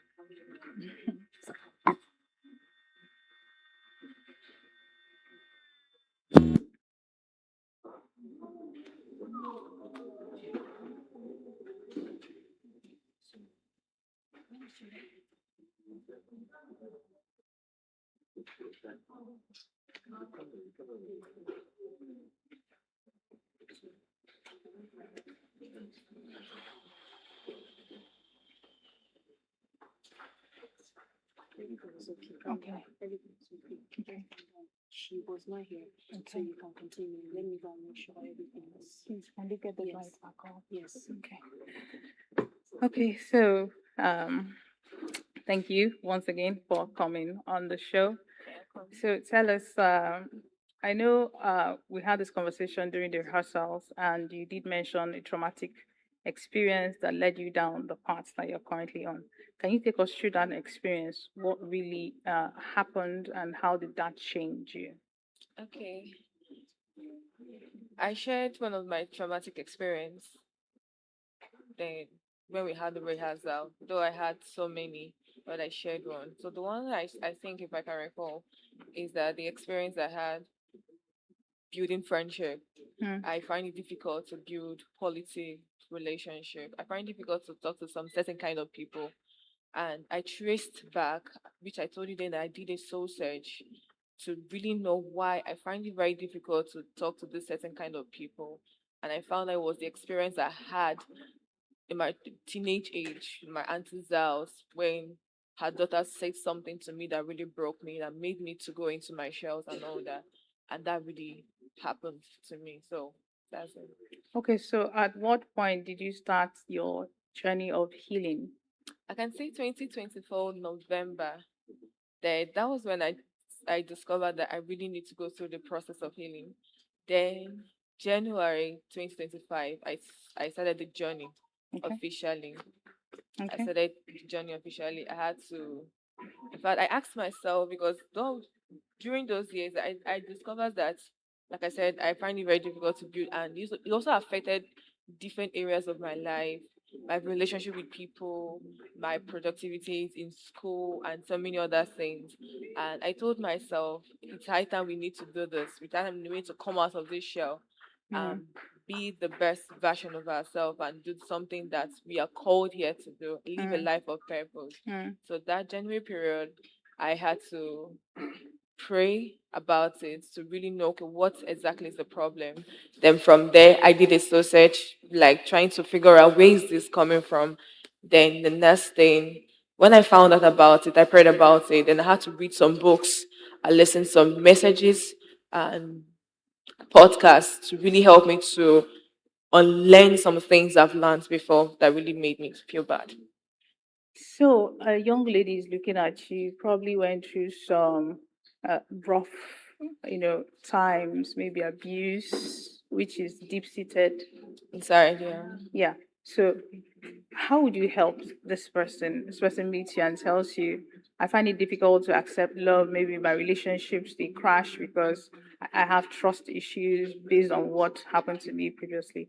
What would be your therapy, plan for this young girl? Okay, the first thing is to ask you, how did you become like this? You didn't just become like that all of a sudden. It started from somewhere. How did you become like this? Then, when we definitely find where the root cause is, how it started or where it started from, then the next thing is to unlearn. Because these are some of the things that over the years you've learned about yourself. Maybe someone told you that you're not beautiful, you're not lovable, or you had an experience that nobody showed you love. I think that's one of the things I had. So, and if nobody showed you love and all that, so you need to unlearn that you are lovable, you are worthy of love, you are worthy of anything good in life. So that's well. So first thing is to help you to discover where it's coming from. The next is help you to discover who you are. Your past is not you or who you are. It's who God has called you to be. That is the person you are, not your past or the experiences that happened to you. All right. You're also a coach, Yeah. right?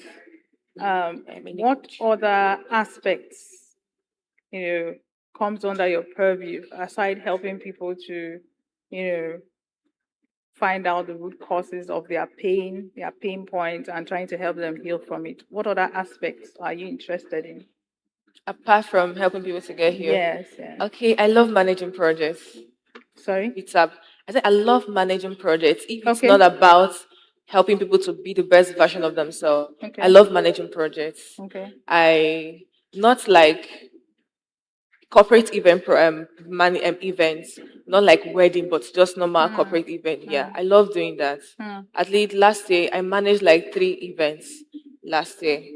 Simultaneously, you manage 3 events, Not or simultaneously, look, at just one after the other? yes. Oh, interesting. What's the biggest event you've managed? It's not really big, but even if have to call it a big event, that was an inauguration in my school, a club in my school. I managed it. I think I can say that that's one of the biggest events I've managed. Yes. So you're a you're a student with Yes. public health, am I Public correct? health, yes. Public health. You're a coach. You're Yeah. a lifestyle coach. No. I'm just helping people. I can say I can be coach, But but just you're to a help coach. people. Yeah. Okay, so let's go over it again. You're a student. Yes. Public health. You're a coach. Yes. And you're a project manager. Yes. So how do you get to not prioritize one over the other so that each of them gets like equal attention? I take it one step at a time. I don't have to rush everything. One step at a time. As a student, you know that sometimes you need to give attention to your studies and all that. So I take if it's an email, let me say if it's an event that will take much of my time, I have to pause it. Please let it hold. Let this one come in first. Then talking to people, helping people to be the best version of themselves is not something that takes so much time.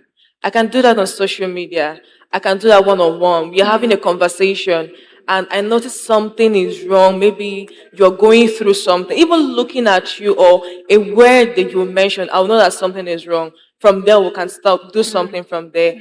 So I take it one step at a time. I don't have to rush everything. I know that, like, for event management, I told myself after school, which will be very soon, July, that I will go fully into that. But for now, we're just doing it mellow.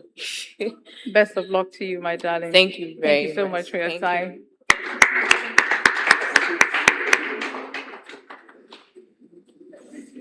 Hello. Please sit down. So, in a house where you are the youngest of how many sisters? 5 sisters. You're the youngest of 5 sisters. How was growing up for you being the youngest of 5? Okay. 5 Amazons. It was really, really hard growing up in the midst of 5 sisters because for the fact that the age gap is much, I didn't get to do most of the things people my age do. So then I remember always feeling bad when they are playing games like Ludo, Words.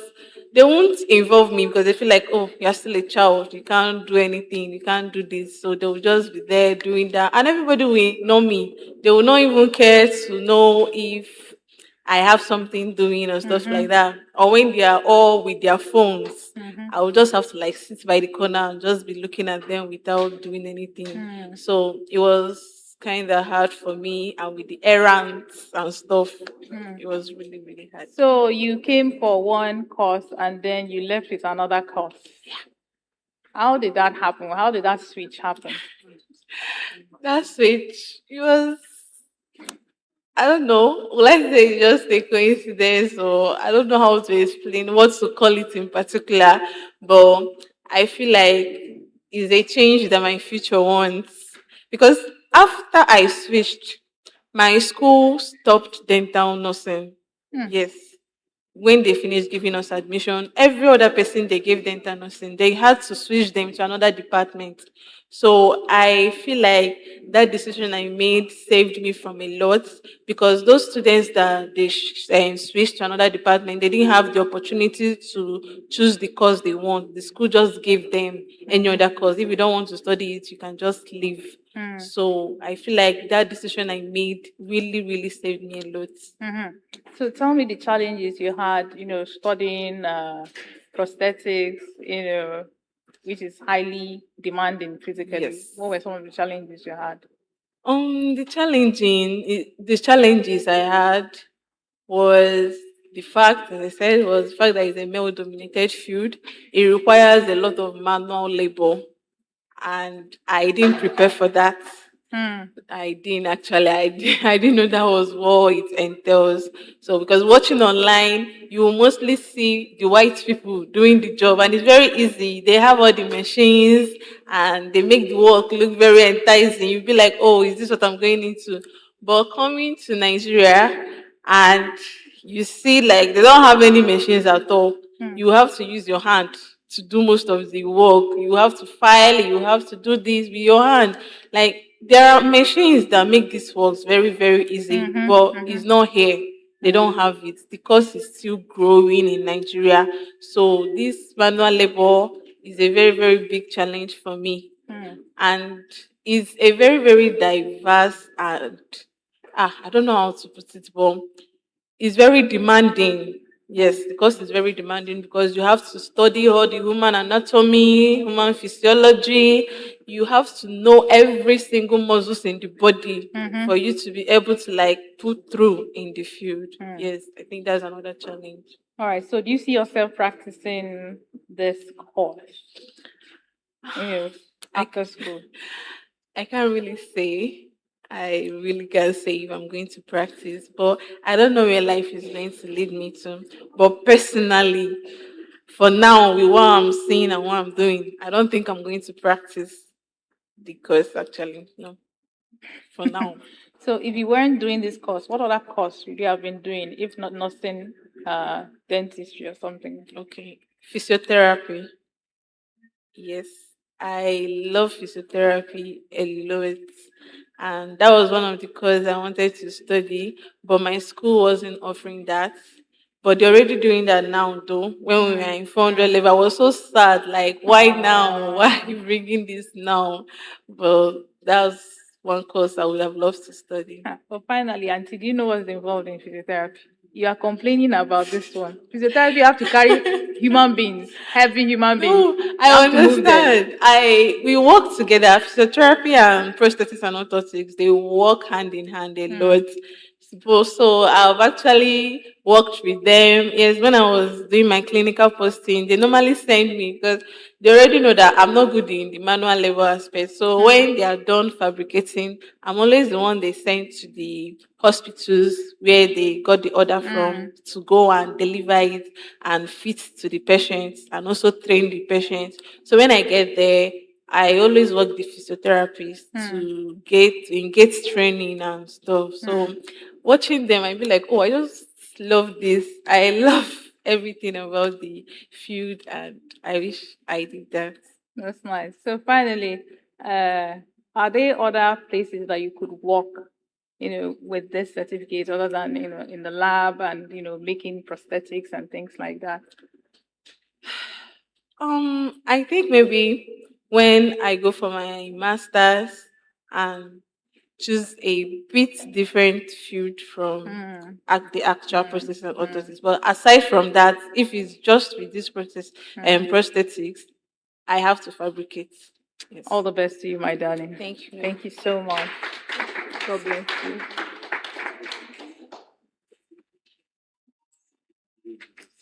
Hello. You are welcome. Please sit down. So tell me how you heard about this Guinness World Record attempt. Okay, I heard about this Guinness record, world record breaking from my friend. I was Okay. actually supposed to come in the morning, but I was kind of busy. Okay. So when they told me that there's still more people, I was like, okay, let me Okay. come. Okay. Okay. So what came into your mind when your friend told you about this attempt? I was so happy about it. Like, for me, actually, coming here was actually like a growth because I'm somebody that is shy. I'm an introvert, so I don't like going out or something like that. So I see this as a growth for me and a win-win, something like that. So at what point do you realize that you need to start stepping out from your shell? Because most introverts, they don't come out. So what happened? What gave you that push to start coming out of your shell? Okay, what actually gave me the push was that I'm actually a public health student, and from what I've learned so far, as a public health person, you have to be somebody that is going out.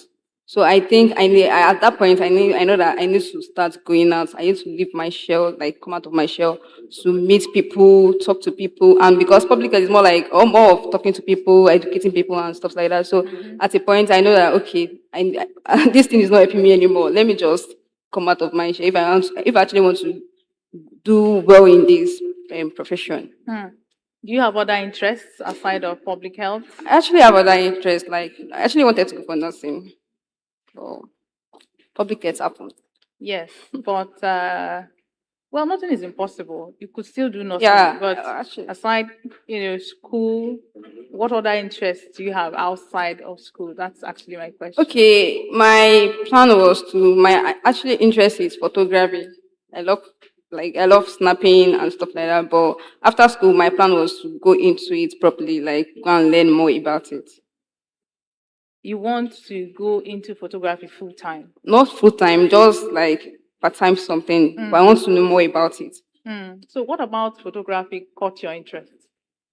It was since my secondary school, actually. I could remember that during my secondary school, I was the one that used to tell my classmate then that I think I found a new studio here. And that time, when we were in SS2, SS3 that time, we used to, for any of our birthdays, we used to go for photo shoots. So I'll be the one to be like, okay, let's try this one out. Let's try that one out. If one of us try this one out, like this particular photo shoot, and we see that we don't like it, I would tell them that okay, I found another one. Let's go to this one. So I think it was from that place that I actually developed interest. And besides, my dad is a videographer too, so it was from there. So do you see yourself sustaining daddy's business after now? Actually, when I told him about it, he was like, "Am I okay?" So because he has stopped it and he has fully going to ministry, so I think he doesn't really want me, but actually wants it. But then anyhow it is. Thank you so much for sharing your story with us. Thank you. God bless you.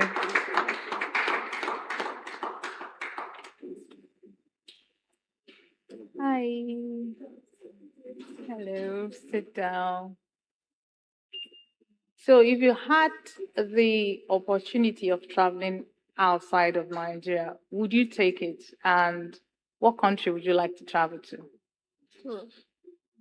Okay, currently I won't because I'm still studying. Sorry, could you project a little bit? Okay, I said currently I won't because I'm still studying. Okay. Yes. Okay. But if it's like a year after, I will take the opportunity and go You're to still Canada. studying, so if it's a year after, you just jackpot and leave us here. Yes, sir. So do you believe that there are more opportunities outside of Nigeria than within Nigeria? Yes, Oh. there are many opportunities. How so? How would you describe those opportunities? Okay, let me use my profession as an example. Like I'm a student of dental technologist. So in Nigeria now, we are limited to some certain things, to some certain practices in Nigeria.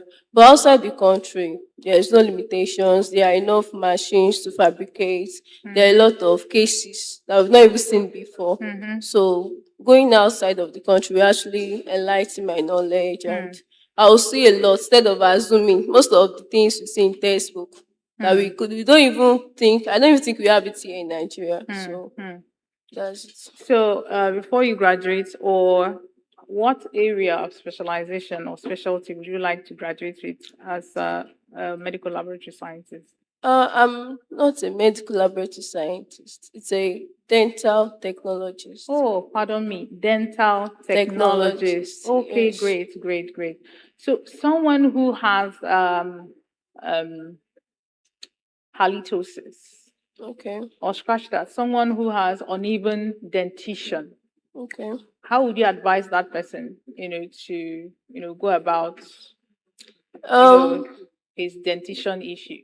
Okay. First of all, in that kind of case, you have to go for a scan, like RT scan, root canal scan, because we need to determine how will I put it? How the case is, yes. Because it's about just seeing the teeth. It's about just seeing the structures. We need to know how the thing is. Then from a CT scan, from then you know to it's either to refer you to an orthodontics. Then from there you know to correct it or to do some extraction. So first of all you have to do is our CT scan. Someone who has plaques, how would you also, advise that person? Okay, that's when the preventive dentistry comes in because it's this dental technology is actually a branch of dentistry. Then under the branch of dentistry, you have dental therapists. So that's where they comes in. You refer the patient for they call it S&P, scaling and polishing. So they will help remove the plaque, calculus, or whatsoever that is there. So do you see yourself running a dental clinic after now? Is this something that you're considering? Yes, by God's grace, if God says yes. So. You're not sounding as though you're convinced. I am. It's something I would actually love to do. Yes. Okay. So if eventually it does not work out, what would be the alternative for you? Certified chef. Certified chef. Yes, I'll go to culinary school or something. Oh, you've not gone to the school yet? No, not yet. But it's what I would actually love to do. Interesting. So tell me, what is it about chefs that you like that made you say that you go for? Okay. Will I say naturally? I just like food. Not even chef, like food, anything food. I love food. I love trying out new recipes, stuff and all. And since my childhood, so I just love food. And anything about food used to entice me. So something Beautiful. like I love that about you too. Thank you so much for your time. that. God bless you.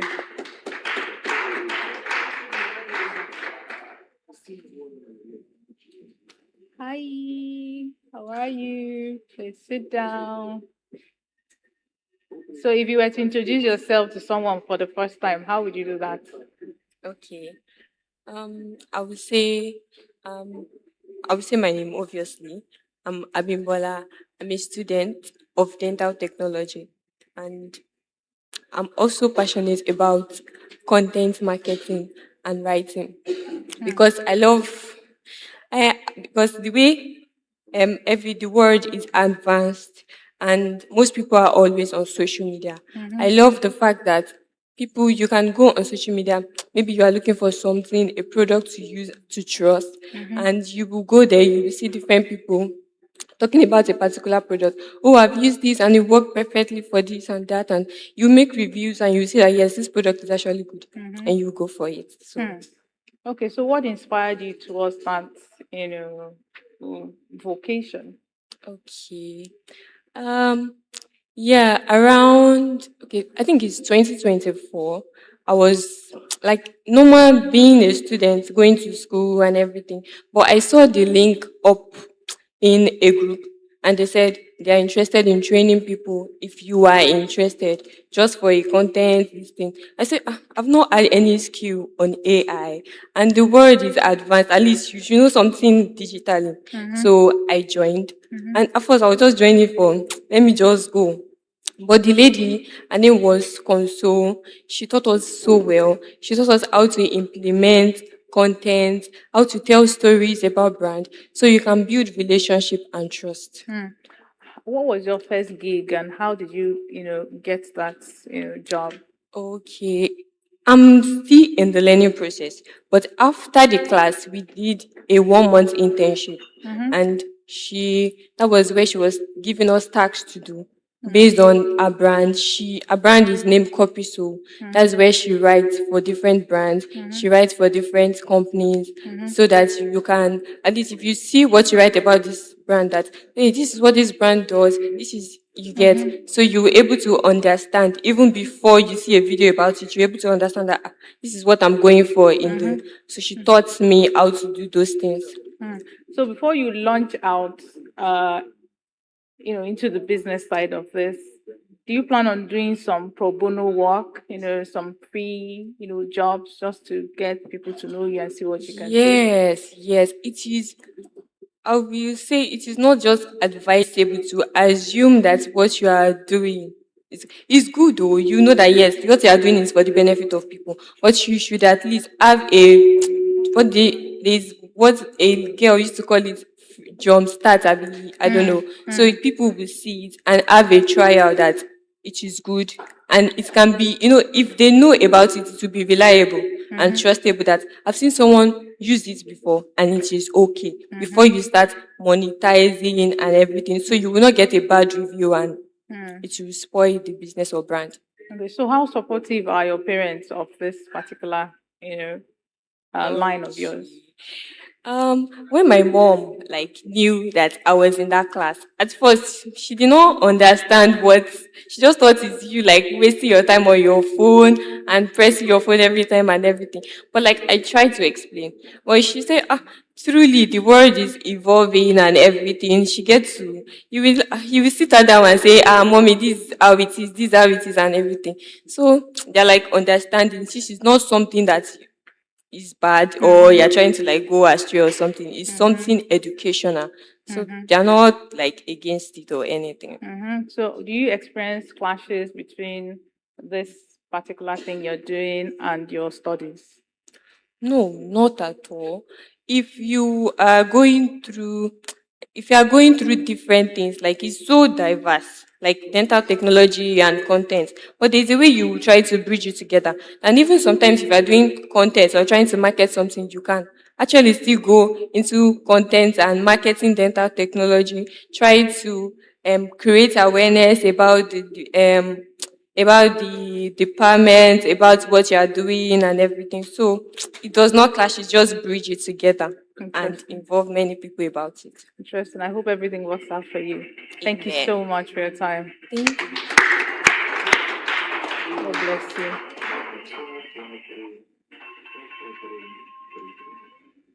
Hi. YG. Sit down. It's actually morning, isn't it? Good morning. Great. So you're active on social media, yeah? To an extent. Yes. Have you been following this very dark man and really B-Lord saga? Yes, I have. Not So- active. Not actively. So what do you make of the feud actually between those two guys? I feel like it's conflict of interest. That's my personal opinion about it. Okay. VDM, sorry. Beload is a businessman. He has his own ideas. He went to import phones refurbished. Is not an issue. Where it would have been an issue is if he's selling it at the price of the phone in question is 17 Pro Max. That's the first cost of the cycle. So I think he went to import a refurbished XR and he's selling at the price of 17 Pro Max. That would have been the issue. With me, I'm talking for myself, I'm not talking for the public. So a VDM on his own side, he has an issue with it. For, like I said, it's just a conflict of interest. I don't know if he's interested in the business or I don't know. I just don't know. I don't understand. Like I said, I was not following actively, but what I think is that VDM should have minded his business. As long as B Lord is coming to tell us this is what you are getting. Because the problem we have in Nigeria per se is if you're paying for a service and it's not the quality of what you're getting. But if they're telling you this is what you're paying for and you're paying for it, you know this is what you're getting. I don't think you have a problem with the person selling to you. Yeah. Now, this field has escalated into court cases, counter court cases. Do you think it has gone on far too long? And how would you advise the two young men? I didn't know it has gone beyond just social media. I didn't know it has gotten to the point where they have to settle in court. But like I said, I will always say my own, what's in my mind, what I have in mind. Mm. VDM should, if I'm to advise him, I'll say, please, sir, can you back off? This man is doing his business. That's his business. If he decides to do this, that's his own thinking. He's just putting it into practice. So, I've known you for quite a bit, right? And I know that you're a sports enthusiast. Can you tell us about the injury that kept you on reserve bench? Okay. I can't really say the very day it happened first, but I know it was towards November 2024. I was playing at Unex Stadium. Then someone tipped me and I fell. Then I felt something, but I just felt like it's just injury. We do have it. If you play football, you know that you're prone to injury. So I just felt like it was one of those days, that bad day in the office. So I just went home. I have my nerve and bone since I used to massage when I have. So I was just treating casually.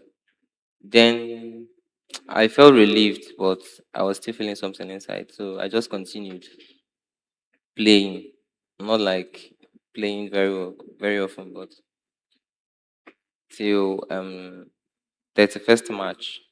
This is the day I can remember. 2025. I was playing just street football. Then it happened again. I twisted the knee again. Then that was the day I knew that it's something that needs medical help. So I was going for therapy. I was improving because on that very day it happened, this first match, I couldn't sleep. It got to the point that I couldn't sleep. It was so painful. So the next day, I had to call my sister to come and pick me up from my location. So that's where the treatment commenced, and I was going for therapy. So I got better, but I was still feeling that Danny, it was not good enough for me to play. But then if you play football, you know that there's this.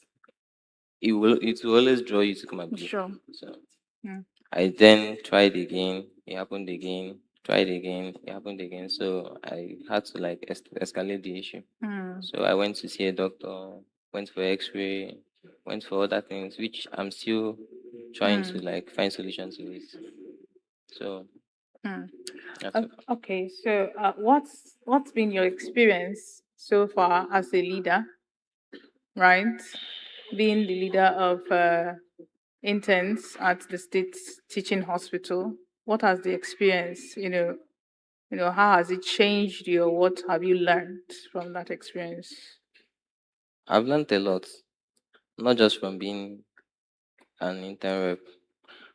Throughout my years in school, I've been into student politics for as long as I can remember.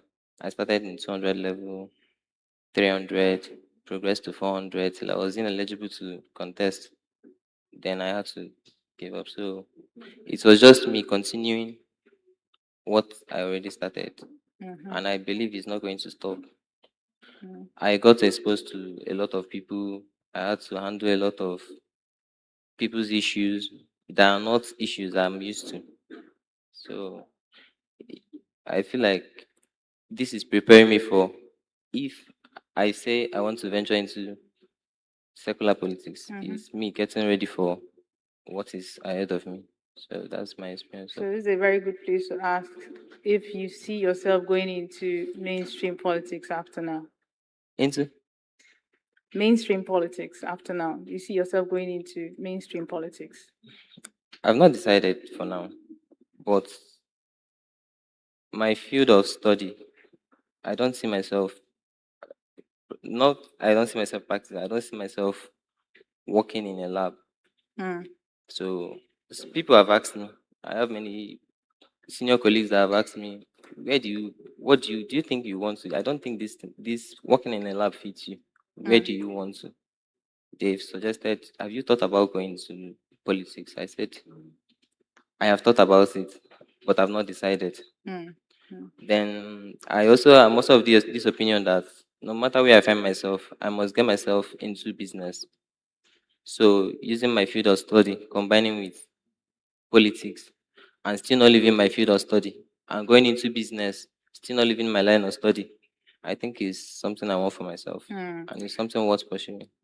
Absolutely. So whatever you decide, we are here to cheer you on and to encourage you. Thank you Sure. so much for your time. Thank you so God much. bless.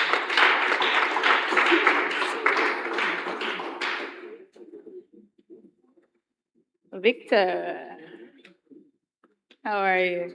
Please sit down. So tell us, what sparked your interest in prosthetics and what's the other word? Orthotics. Orthotics. But Okay. first, before you go into that, sorry, what's the difference between prosthetics and orthotics? Okay, prosthetics basically deals with the study of devices.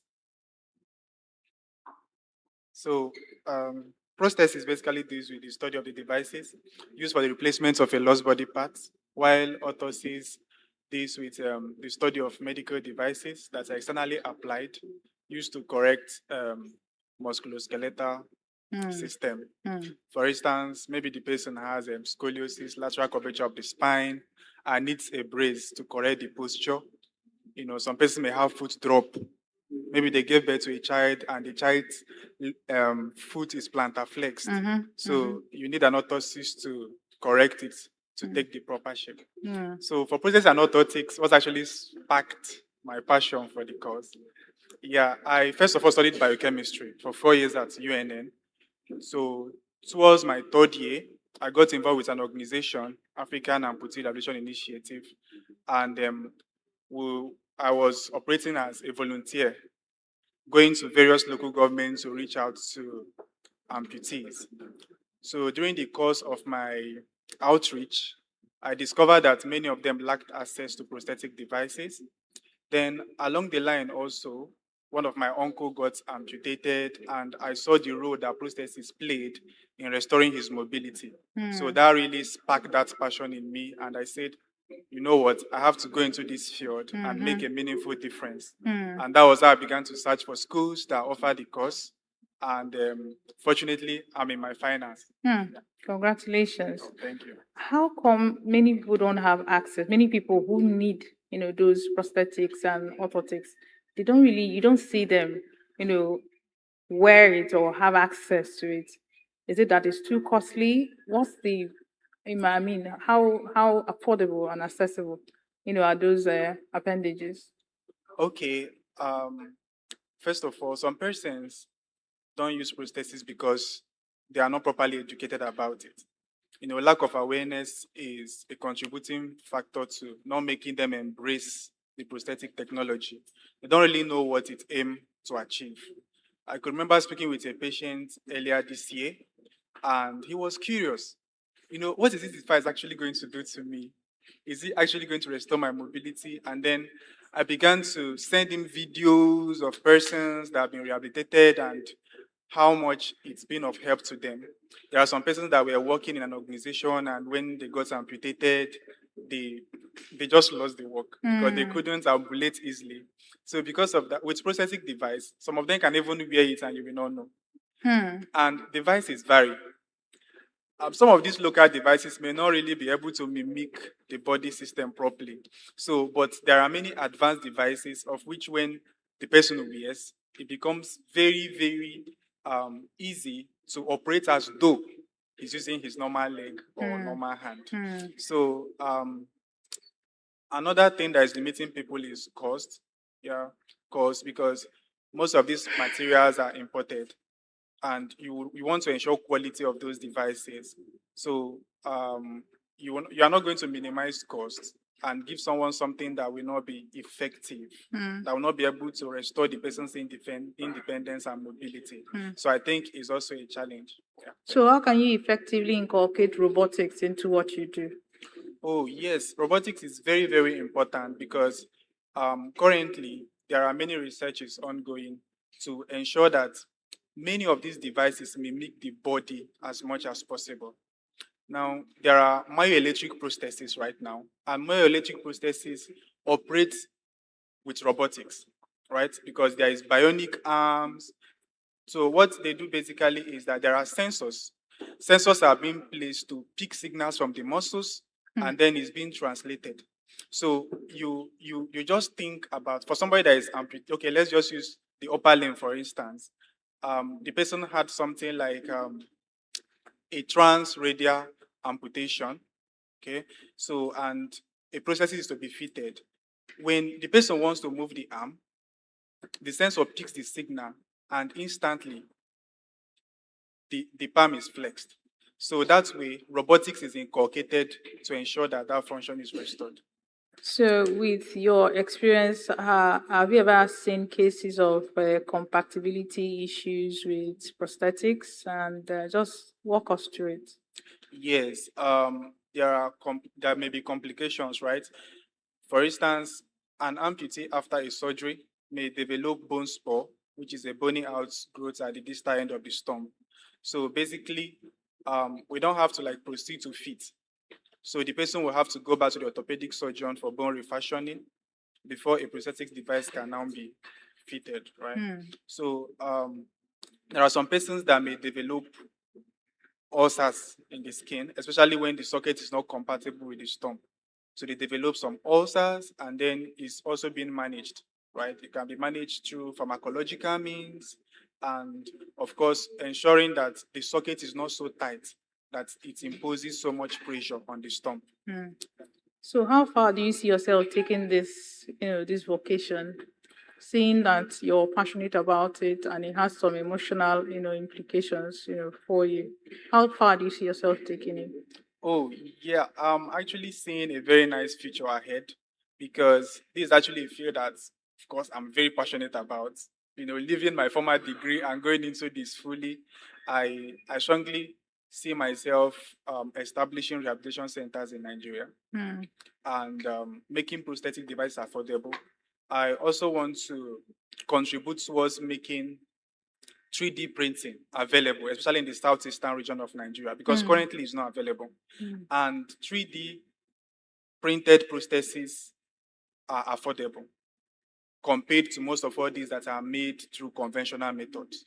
So I see myself bringing it to Southeast and also contributing immensely to advocating for the inclusion of persons living with disabilities in Nigeria. Interesting. But before we let you go, there are prostheses rather that are made out of wood. I've seen one or two, and then they have the strap that they used to strap. Are those ones fizzled out, or they are still in use? Oh, that's actually the world has moved beyond that, right? So some persons use it. Basically, where I did my experience, they no longer fabricate that kind of prosthesis because it's just there to take the posture of the leg. It's actually not doing anything. For instance, if somebody has like transfemoral amputation, and there's amputation, there's transection at this femur, if you put something like wood, the knee mechanism will not be functional. So it's just like the person wearing it, wear trousers, and it seems as though he has leg, but it's not working. But there are very wonderful processes that the patient can actually move the knee just the way he would have done, right? So the world has advanced beyond that, and I think it's something that is awesome. Thank you so much, Victor. Oh, I'm grateful. God bless you. God bless you.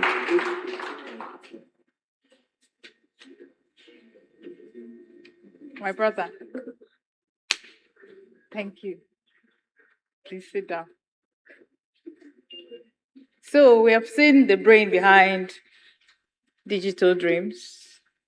But tell us, what's the vision behind digital dreams? I'm a storyteller also, so I always like to tell stories. Okay.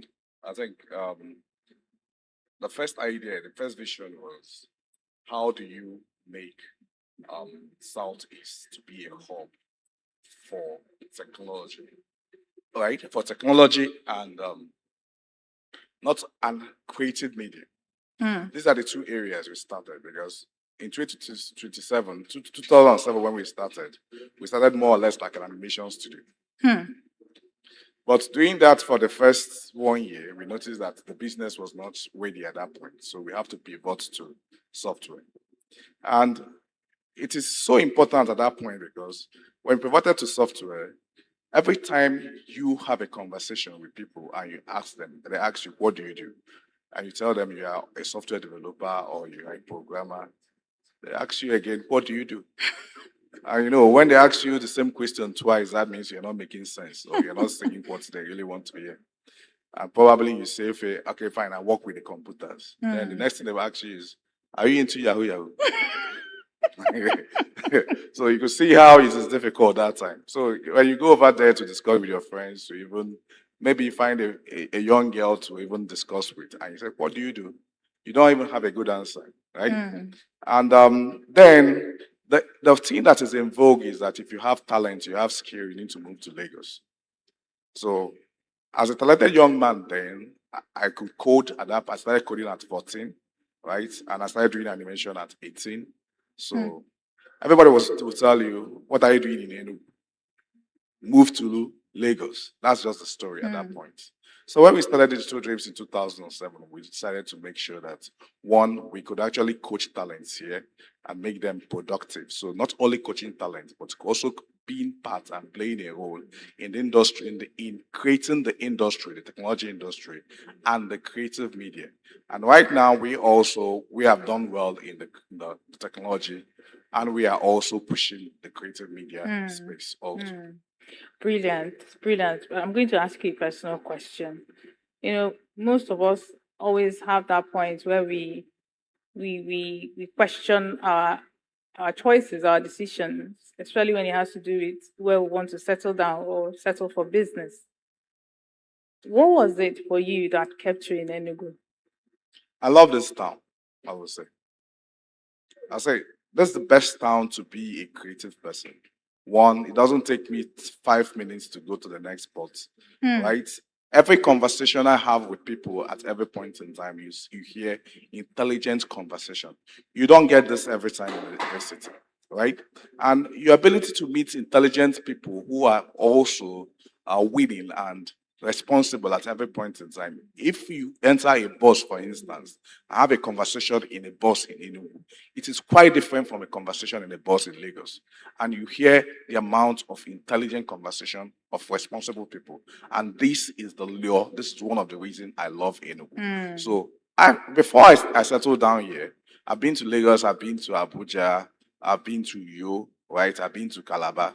But the spirit of this town always brings me back to say, this is where I settled. And I'm not so sure I'm living here.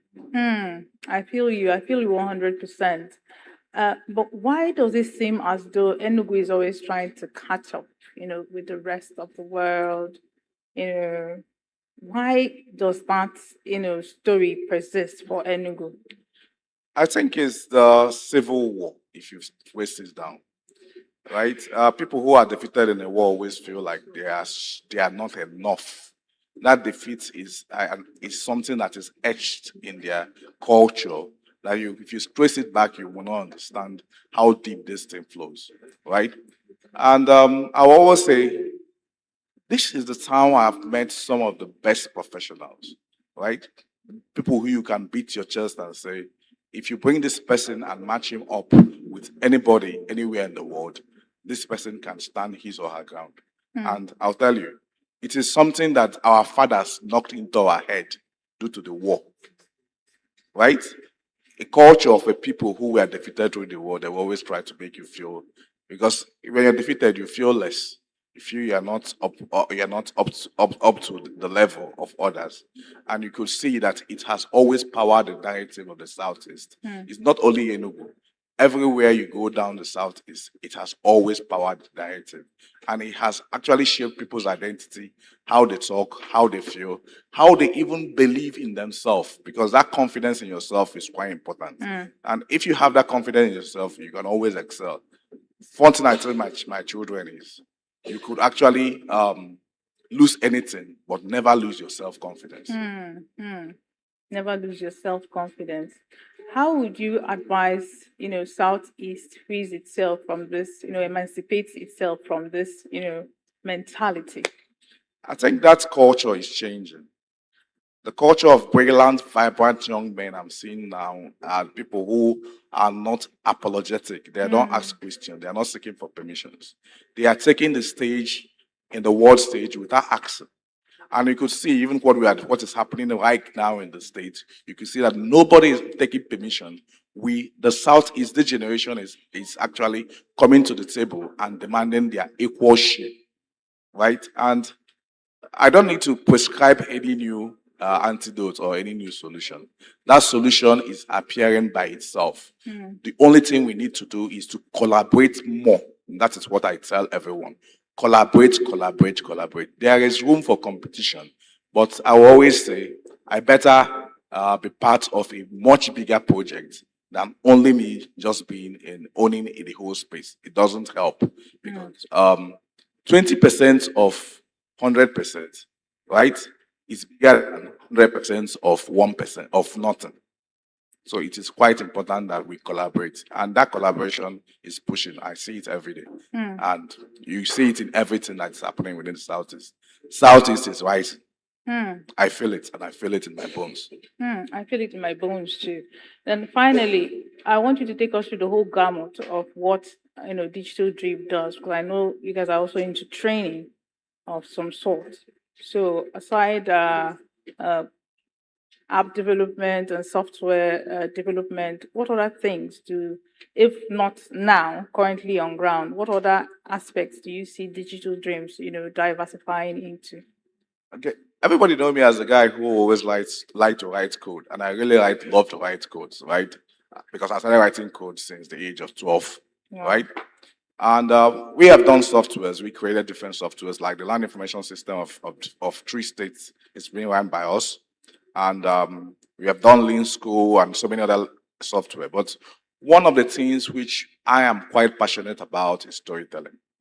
Right? I always believe that for it to be complete, so concrete, and we are moving into is game development. There are a whole lot of stories, African stories, that are yet untold. And the people who can tell these stories are the people who are trained, who are empowered, and who are confident to actually project our culture and our values to the world. The world is waiting to hear the African story. ENUGU to the world, baby. So I agree with you 100%. We need a lot of culturally relevant games and stuff put out there that is for Africa, for Africans, and by Africans. So thank you so much for your insights, Chicks. It's Thank you, sir. always a pleasure. The pleasure is pleasure. mine. God bless you. Thank you. God bless you. Thank you so much. Thank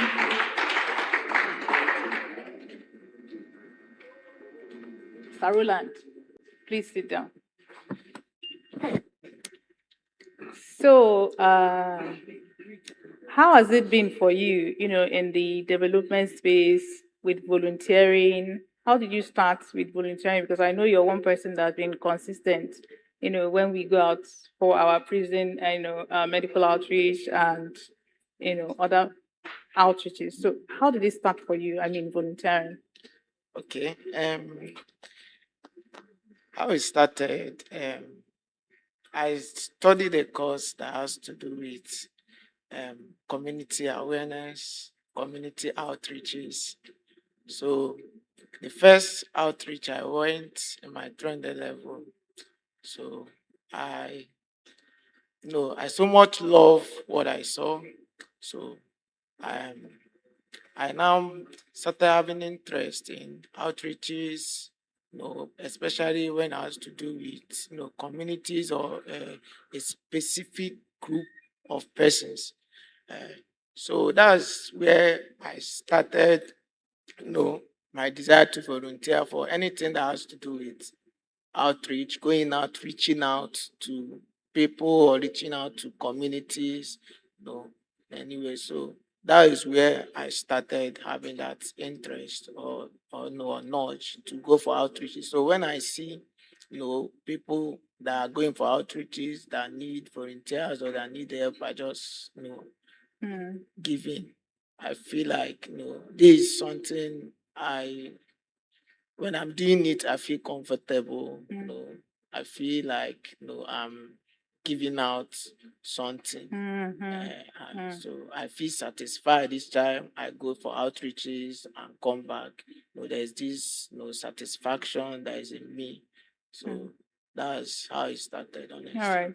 So why do you think most young people are not even interested in volunteering? They're always after what's in it for me? How much are you paying me? Why do you think that is?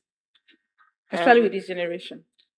Yes, I would say that first of all, I think background matters a lot. How people, a child is being trained to see life. Some people, where they grow up, like where from my own side, how I was trained, I saw my dad do things free of charge. He even do business with people, they might not even pay him, and he'll be like, just allow them. This is life. You don't struggle. Everything is not all about money. He always tell us everything is not all about money. So it was unfortunate that I lost my dad so early. So, but it was when I lost my dad that I understand what it means that everything is not all about money. Um, I can tell you that I didn't even know you know, how my dad's burial went. I'm not even sure if my mom spend any money in that burial. People just came out from nowhere and they pick up, like that was the first where I saw that they can sponsor burial. People were sponsoring the burial. Say, don't worry, we are going to take care of it. And everybody saying your dad is so good, he's someone that does things, he don't even consider money and all those things. So people were just sharing how he touched their lives, with his what he does. So that's why I said that was first thing, foundation, environment matters. Where someone grows, when a child grows in an area that everything is being monetized, everything is all about money. He has that mindset, that everything is all about money.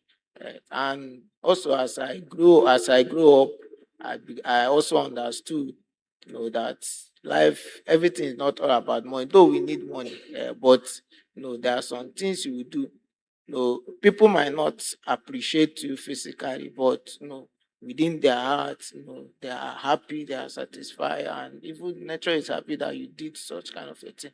So, and the generation that we are now, the Gen Z generation, everything is all about money, lifestyle. They feel like is when you have money, you are a big boy. When you have money, you have arrived. So even in school, everybody they feel like money is everything. That's why you see people, they will not even be bothered about lecture or to study. They feel like they can use money to buy their way out in classes and all those things. So that's just the major reason. Foundation, mindset, environment, and then social media. Is when you see all these influencers, all these TikTok, how they spend their, they display their lifestyle on social media and all those things. Oh, it has some bad influence on the young ones. So everybody is just trying to let me be like this person, let me dress, let me spend the way this person spends. So everybody just looking at the money aspect of it. Thank you. Okay, so what's your philosophy in life? Okay. My philosophy, no, people say that I'm too religious, but I believe in the scripture. Honestly, I believe in the scripture so much. In fact, the scripture has been my backbone from day one. And one of the days I was studying the book of Matthew, and I saw when Jesus was telling his disciples, he said, don't do to your neighbor what you will not like your neighbor to do to you. Do to somebody what you would like that person to do. So that has been my philosophy. When anything I'm doing, I'm not doing it because I'm doing it if I'm the one in this place. How will I feel if I'm the person? So that has been my philosophy. I when anytime I'm doing anything, I consider if I'm this person, will I feel or will I do like this? How will I feel? So that's just my basic philosophy in life. Then every other thing I look through it from the perspective of the scriptures. So, have you ever been betrayed by someone you trusted? Sure. Sure. I've been betrayed so many times. I've been stabbed so many times. But we keep on moving. Like I said, that's why I so much believe in the scripture. The scripture will have one way to strengthen you up. So, by the special grace of God, I was a student leader in campus. I was a course rep. I did all my best to carry everybody along. I even, do go outside my way to make sure that everybody is okay. But you find out that those people that you are laboring, they'll be the one that will go at your back, they will be talking, negative stuff that even when you hear it, you will not even believe, such kind of a thing. So I've experienced so many of them, countless, countless. There's a point I even wanted to, let's say, backslide or just, let me say, I'm done with this on this kind of lifestyle. People are just stamping on me on, anyhow. But no, my spirit told me one thing. Say when you pick up this job, you didn't pick it up because of them. You didn't pick it up because of them. They were not in the picture. So why are you now going to step back because of them? So this word keep encouraging me. All right. So finally, how are you always able to, you know, uh, you know, pick up, from where you stopped and move ahead and, heal from the betrayal? Okay. It's not always easy, honestly. I'll be sincere, but it's not always easy. Sometimes it will take, some days, sometimes it will take weeks. It will take weeks for me to come over it. But, when I feel betrayed like this, I go back to the scriptures. Sometimes I go back to hymns. When I sing hymns, when I worship, I feel relief. I feel relief. These are things that help me. Sometimes I have to isolate myself at times. I have to isolate myself, listening to music, my hymns, most especially hymn. I love him so much. Whenever I'm down, I just put on hymns, and the weddings, that's what I listen mostly, not just the sound and the beat. So the weddings, they are what comforts me in my times of weaknesses.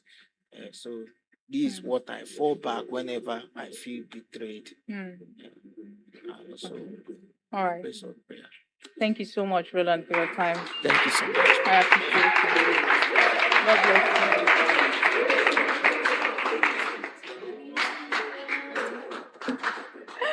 Please sit down. So tell me, what's the fun part about being a red carpet hostess? I love my job. I love my job. Okay, I think the fun part about it is that you're the first contact people get to experience when they come to an event. They see you first most times, they interact with you first before they even experience the main event. So being that first contact and being the person to give them that first welcome, make them smile, make them feel comfortable. That is actually very interesting and exciting.